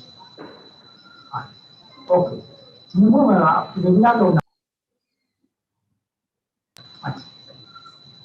Okay, I request Advance Srinivas Reddy, the degree college lecturer from Warangal. Are you there, Srinivas Reddy garu? Yeah. Shankar, good afternoon. Yes, Dr. Srinivas Reddy, please throw light on this for 5 minutes, please. We are discussing about the national development and the national education policy. The way forward, you are in the field of education and teacher education. Please kindly throw some light. Okay, so thank you very much for giving me this opportunity. And I have I was aptly listening to all the lectures since morning, and also Ramesh sir's lecture. So regarding the empowerment of teachers and teacher education, what I feel, the NEP document repeatedly emphasizing about the quality, and the lack of quality is because of non-attraction of talent towards teacher education. What I feel, because this is because of non-professionalism prevailing in the system. The teacher making and teacher education colleges are not really empowered to professionalism. This is because of the controversy, or the what can I say, the at one side we are giving much importance to the role of the teacher in society. On the other hand, we are denigrating the role of the teacher in practice. We have introduced the para teachers, contract teachers, guest teachers. So how can we professionalize the system without giving full authority and full empowerment to the teacher? At one side, we are denigrating the role of the teacher in these cases. And the NEP document is proposing for peer teaching and involving the citizens to participate in school teaching. this seems to be very good to fulfill the requirements of the teaching faculty, but on the other hand, it gives a wrong message that the teaching profession is anybody's cup of tea. The other senior teachers and experts also spoke regarding the establishment of IES and other things. So this type of recommendations, I don't think will empower the teacher education or educational organizations. And one more observation regarding NEP 2020 from my side is, while assessing the quality of teachers, it is recommending measurement of that teacher quality by artificial mechanical parameters. That is the drawback of assessing teachers' quality, I think. We cannot measure the quality of teacher by mechanical methods, but so far we are trying to measure teachers' quality by those methods, and the document is proposing those methods only, and even it is proposing to assess the quality for a period of 5 years, which gives insecurity for the teacher. All these things may discourage the talent to come into the teaching profession, as what I feel. These are the serious things to be addressed, I hope. Thank you, Shankar, for giving me this opportunity. Thank you, Srinivas. Yeah. Shankar sir, namaste. I am Narayana. Yeah, Narayana. Welcome. Please go ahead. Thank you for giving me 1 or 2 minutes to talk about. Many things I learned from the well-known educationists of this webinar, especially our old CP Reddy sir and Shanti and Upendra Reddy sir are also there. After bifurcation of state also, in my profession, I worked with many of these people also in so many international and national things. Actually, we have to take care of the recommendations of NEP related to mother tongue. That is the most important thing. Bhaskar sir told about 2 books which has to be translated into mother tongues of India. So that is the one suggestion. Also, many speakers told about the quality in the existing systems, especially in private sector. Those who are not getting monetary benefits, and just it is going on. Many in NEP, mapping of the requirement, that is the most important recommendation is there. So based on the SCDGs, socially, economically deprived areas, there we have to take care of the students by giving scholarships and all these things, and internship like thing. Need at least we have to take care of 5 years need, then only we have to produce. And also one more recommendation, already since long time CP Reddy sir is telling that Indian Education Service 86 recommendation policy also recommended that. Many others are coming, AS people are coming, but by the time they understand the system, they will be transferred. These are all the things are going on. And one more thing, Karnataka already started and established a Karnataka Education Service. Like that, every state has to take up this education service. And then pedagogical science, which I very importantly recently I worked with NISTA also. All the modules also I translated, and NEP also translated, and it is going on in Andhra Pradesh state. So we have to take care of that pedagogical science. It is not only for education system, it is for all courses, certificate course like thing. and doctor also can do it. These are all suggestions came. So very good suggestions came and discussed here. Thank you, Shankarji and CP Reddy sir, my old colleagues who worked with this. Thank you. Yeah, thank you. Thank you, Narayana. Narayana is a teacher educator from Andhra Pradesh state, and he contributed for the development of Telugu textbooks in both the states. Thank you very much for joining. Yeah. Anybody from other? If anybody, yeah, madam, please. Sir, namaste to all, sir.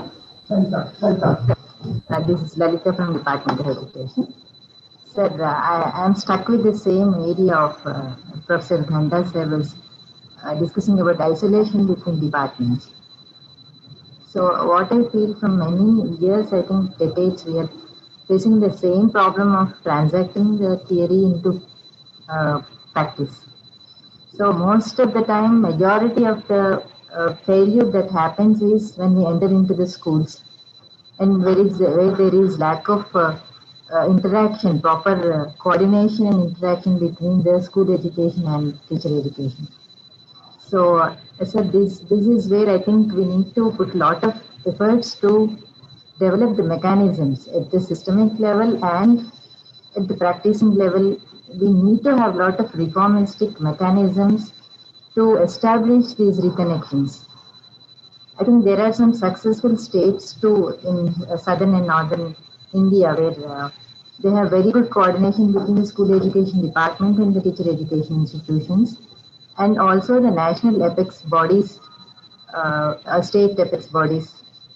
So I think we need to learn lessons from these states where they have success stories of coordinating.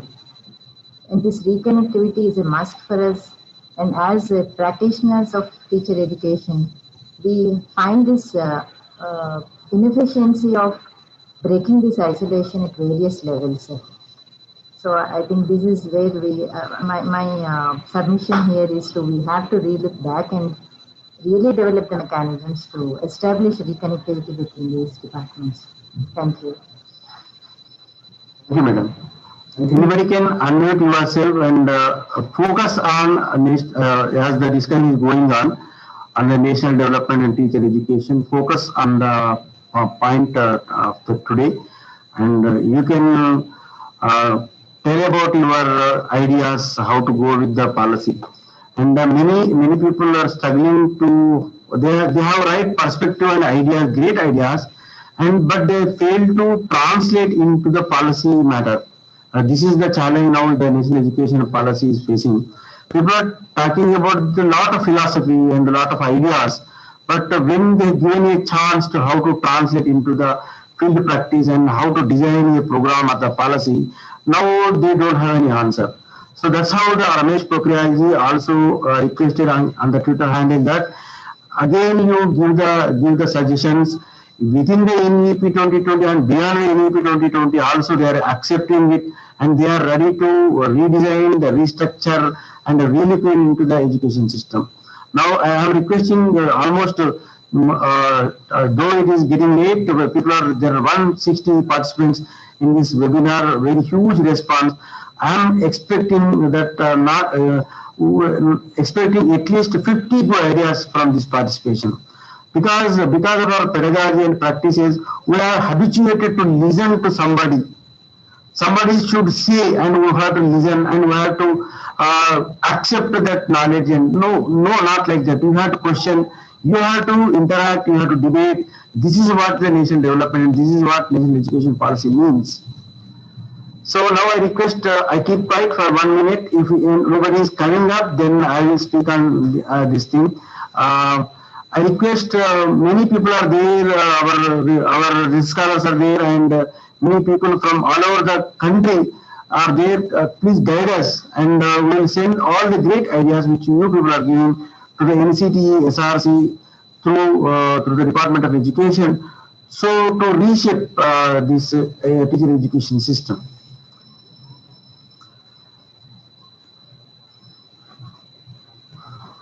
Okay, this what the education system made of all of us, because when we give a chance also we don't speak up. So dear friends, in the end I would like to say few things, then we will wind up this decision. See, if you see the purpose of education,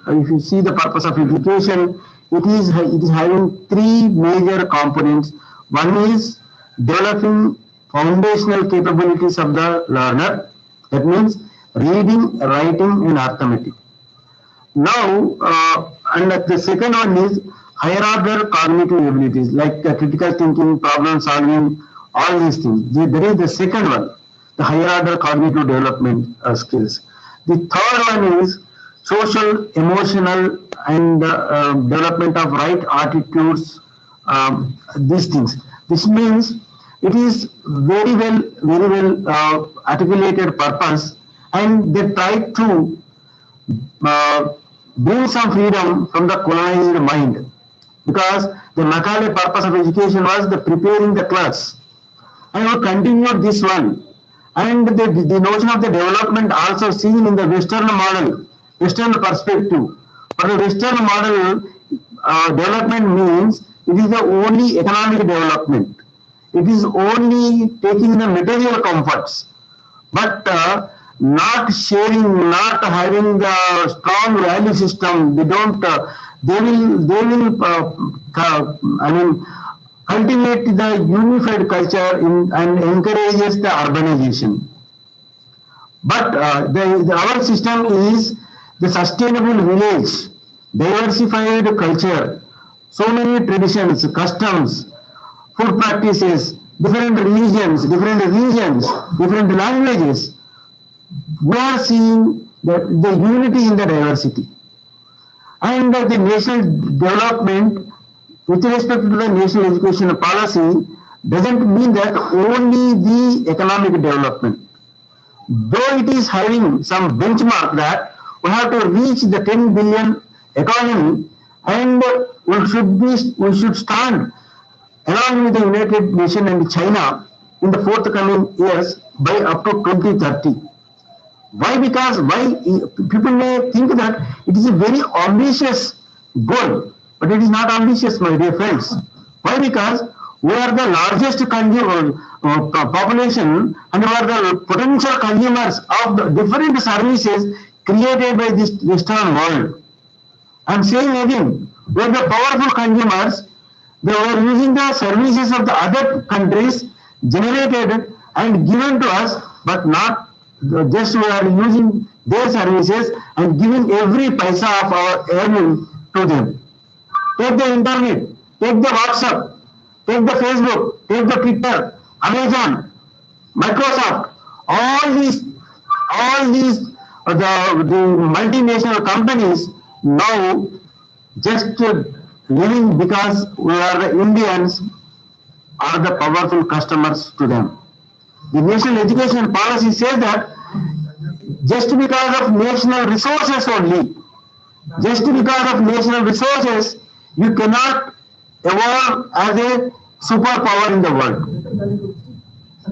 Why? Because many countries, they have natural resources, oil resources, and very beautiful vegetation, but they are poor countries.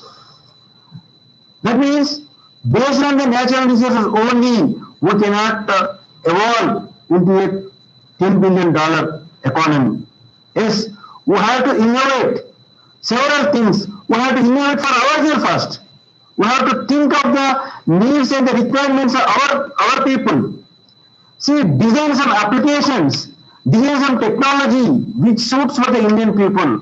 We are the powerful customers. We are ready to use your products, innovate, and become an entrepreneur and create some new ideas. Now the Ola is created a new idea, Uber is created a new idea, and we are using that one. And the entire money is going to the Ola and Uber. And the entire profit of the Facebook is going and reaching to the Zuckerberg. And the entire Google search engine we are using, it is going to the some Microsoft company. Why not we are using why we are not designing such things? Yes, we produce again some white collar labor in the name of software engineers. We are giving lot of software engineers to the American countries. They are going again they are the Mekale, products of Mekale. They have become white collar clerks there. They employed there, and they are earning some dollars, not in rupees, and they are also working as a clerks and working for that organizations. The national education policy says that we should not be like that. We have to innovate certain things which are very useful for this country, and you have to become an entrepreneur so that other countries can benefit from our products. So think in this way. For that, we should have a strong foundation on the foundational capacities. What is that? Reading, writing, and arithmetic. And when we are talking about reading, writing, and arithmetic, again we are seeing that there is a serious learning crisis in this country. Only 53 countries are facing serious learning crisis in the world. Unfortunately, India is also one among them. Again and again I am saying this thing. What is this learning crisis? The people, those who are passed out 8th class, 10th class, they are not able to read, write and perform arithmetic. See, nowadays people are saying that the communication skills plays a vital role in anybody's development, in getting the employment. But the people who studied graduation and other higher degrees, they are unable to write an application. And they are unable to perform the simple arithmetic without using electronic gadgets. They don't know, they cannot understand what is the process behind it. They don't have creative abilities, just they follow. So because all these things happen, because we are giving wrong education, wrong pedagogy we adopted, wrong curriculum we adopted, we have to really look into this. So all these things can be changed if the teacher education is changed. And we are very much bothered about higher order cognitive abilities. These higher order cognitive abilities, the simple thing written in the national education policy as a critical thinking. If the critical thinking comes into the practice of the teaching learning process, entire thing will change. It doesn't require any budget. If you want to adapt to the pedagogy for the critical thinking and problem solving, and if you use a corrective method of project method, if you use to adapt the technique of the inquiry model, if you adapt all these things in the pedagogy, nobody will stop to pose the question, think differently, innovate something, have some creative imagination. All these will contribute for the development of this nation. This development of nation is depending on the teacher, and the teacher is depending on the pedagogy strategies what we are adopting. If you change the strategies, if you change the way you are giving the curriculum, we are not transacting the curriculum in the schools and colleges, just we are teaching the subject. We are completing the syllabus. What happened to reading your curriculum document? What it is saying? Several activities are planned, but except we are concentrating on the completion of the syllabus and getting the grades and marks in the examination. We are not taking care of socio-emotional behavior, right attitude. Yeah, what Meron said, citizenship training. You are well educated, but you don't go and vote. You don't cast your vote, and you will post so many postings in the Facebook by criticizing the policy, but you never read the policy properly. You don't understand what policy says because we are wrongly educated. To have if you want to develop this nation, first all of us who are here in 150, 160 people should understand what you mean by the development and whom to change. No policy will bring the change, but the individual should change first. Then the policy will take the case studies of all these things, then they will prepare the policies. Policy looks very good, and all the pedagogic principles, pedagogic theories, perspectives, everything is good. But really we are not practicing, we are not adapting in the teaching learning process. That is a problem. We want to change something from From this webinar, we have to change ourselves to practice the teaching learning process in such a way that every day you are contributing for the national development. Saving the water in the school, using the playground, Sir, please don't talk, sir, please. Well,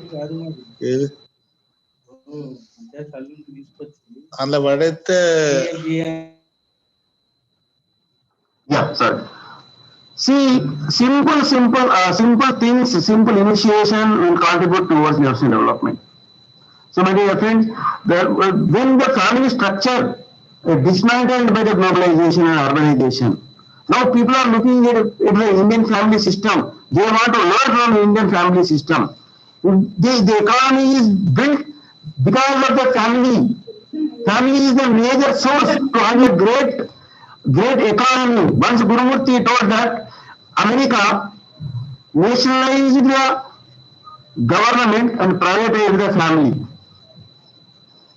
So if the family setup and family is having very good and sound with the traditions and customs, from there they will learn right attitudes.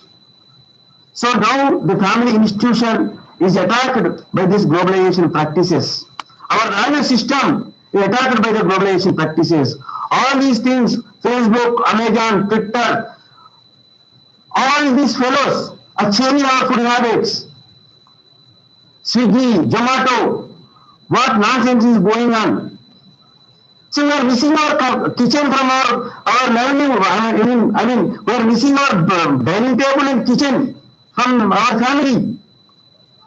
And every day, something or other, we are losing money to the multinational companies. That means national development doesn't mean that only having the $10 economy, but if you practice the real life practices, which there are 5,000 more years civilization given to us, just to practice that. And I'm not saying that you don't adopt the technology, you don't adopt the developments going on. Yes, you have to adopt the technology, but you must be aware of the technology which is exploiting your pocket and traditional customs, which are exploiters. We must have a knowledge that whom you are exploiting and how they were exploited by others. Don't exploit others, and you also not exploited by others. So the education means telling about your ignorance and bringing out from our ignorance, so that the national development is not a big one and it is not debatable on all the canvas of the World Economic Forum, but it should be debated every day by the teacher in the classroom, and you have to make a part of the family in the classroom processes, bring the community into the classroom process, then listen to the needs of the community. No university is catering the needs of the community and do the research on that. But we are working the needs of the Western world. We are not working the needs of our immediate society. So if we work on the immediate society needs, then we will create our original research, and we will understand the institution which is the school education or college. It is having direct responsibility with the community. If you involve the community and understand the people, if the family structure is in such a way, then the development definitely will come into our rescue. And definitely, if you practice the Indian heritage and the great Indian knowledge system, definitely this nation will become Vishwaguru. This is why a very senior persons are there. Just I shared a few thoughts with you. Think in this direction and think that which Bharat will become the Vishwaguru in future days if you work in the classroom in such a way that you take the spirit of Vivekananda, take the spirit of Jyotirao Phule, and take the spirit of Ambedkar. So many scholars, rishis, munis, they have given a lot of inputs, and now no leadership is successful if it is not having the spiritual blend. So spiritual blend, if you have in your leadership, then the nation will flourish. And with these things, I would like to conclude this one. I request Professor Ramakrishna sir to give some instruction for further tomorrow's session, and the vote of thanks one of our colleagues. Right. Thank you, Dr. Shankar. Yes, we had a nice debate on the various issues related to the national development and the contribution of teacher development.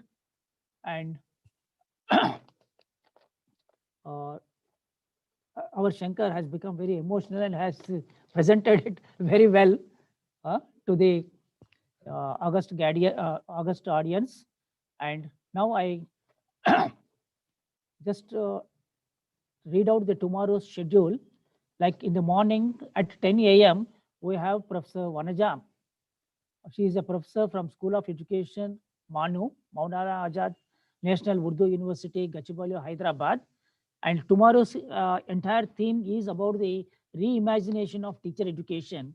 Probably tomorrow we'll come up with the creative ideas and the various suggestions, recommendations, policy recommendations can be suggested through the sessions of tomorrow, because it is all related to the creativity, the different imagination in the sense something new, something which is existing have to be topsy-turvy way manner we have to implement, and then give the suggestions to the policy makers. So the first session is about from Vanaja madam, and second session at 11 o'clock we have Professor Y. Srikanth, principal RIA Mysuru, and he is also the coordinator of IUCTE.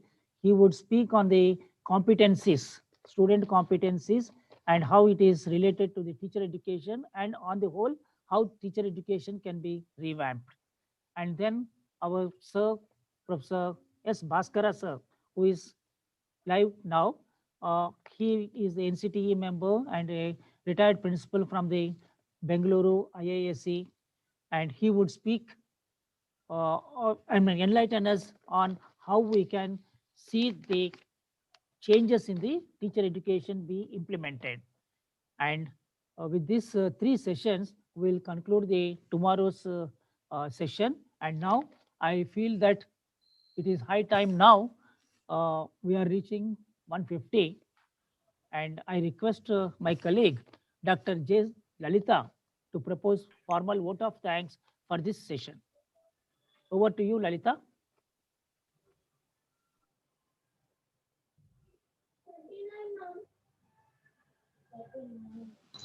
Lalita, you are on mute. Okay, sir. Thank you. Thank you, sir. Now it is my pleasant task to propose vote of thanks for this first technical session of day 1 of this national webinar. And there were 2 sessions planned in this particular technical session. Firstly, I would like to thank Professor Ghanta Ramesh Garu for giving us a very enriched dimensions. The theme of today's session was National Development and Dimensions of Teacher Education, where we make the changes of how to get into these different dimensions. So sir has given us various aspects of the teacher education, starting from the status quo to what was lacking at what level, and it was very at length discussed by Professor Ramesh sir. I thank on behalf of Department of Education, Usmania University. I profusely thank Professor Ramesh Garu for giving us a wonderful session. Though there was a small readjustment as the next resource persons, Professor B. Siddharkar was unable to join us due to some exigency. So that session was really taken care by the coordinators by arranging a panel discussion, and I thank all the panelists starting from Professor K. Ramakrishna sir, who has given us about various historical aspects and the knowledge dimensions that are associated with the teacher education process. And Professor Ravinath K. Murthy sir. Sir has also given us, he discussed about the status quo reports and about the different administrative services, how it can be put into teacher education. And there were expertise opinions that were shared by Dr. C.P. Reddy sir, Chandraprakash Reddy Garu. Sir, I profusely thank you for giving your expertise and your wonderful comments and how we can really reimagine the system for proper information. And there's stalwart with us, Professor Bhaskara sir. Sir, we are extremely happy to listen to you, sir, and for giving us the beautiful references and indigenous education, India-centric education. What is that the teacher educators and teachers need to learn from the past and the present? Sir, we thank you for this wonderful opportunity to listen to you in this panel discussion. And we also the session was followed by Professor Minali Madam. And as usual, Madam has taken us to a marathon run of the status quo reports and how teacher education needs to be reformed at different levels. Thank you very much, Madam, for sharing your valuable time with us in this seminar. And I also thank Dr. Shankar, coordinator of the program too, for giving us a total picture of the different dimensions of national development, starting from the economy and getting us into the macro to the micro level of information that is needed, and especially focusing on the India-centric education. So the total technical session of today's day one was in a nutshell. We could really see the different dimensions of the national development, and all the consensus has led us to finding out our own self in the education system. And they have all the panelists and the stalwarts and the dignitaries has given us a direction to really ponder over what has to happen in the next sessions and how to lead us to reimagine the system and the policy to practice, how we are supposed to make this journey a very amicable journey, the education. And we have ultimately come to a stage of India-centric education with self-sufficient system of education at every level. And I thank the coordinators of this session and all the persons who are associated with the program of today's, the success of this session. And I thank one and all for giving me this opportunity. Thank you.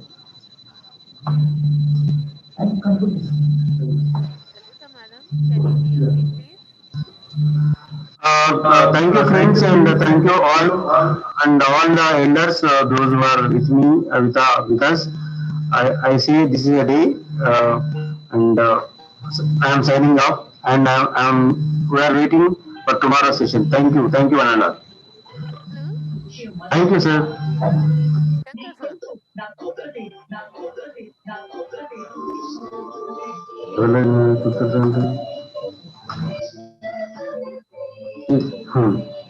Krishna Tulasi నాటికి వస్తుంది వాళ్ళు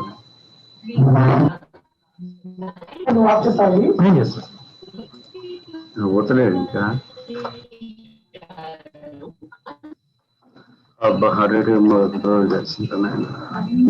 నాకు గీసి ఇచ్చావు రాను పోలేదా ఓ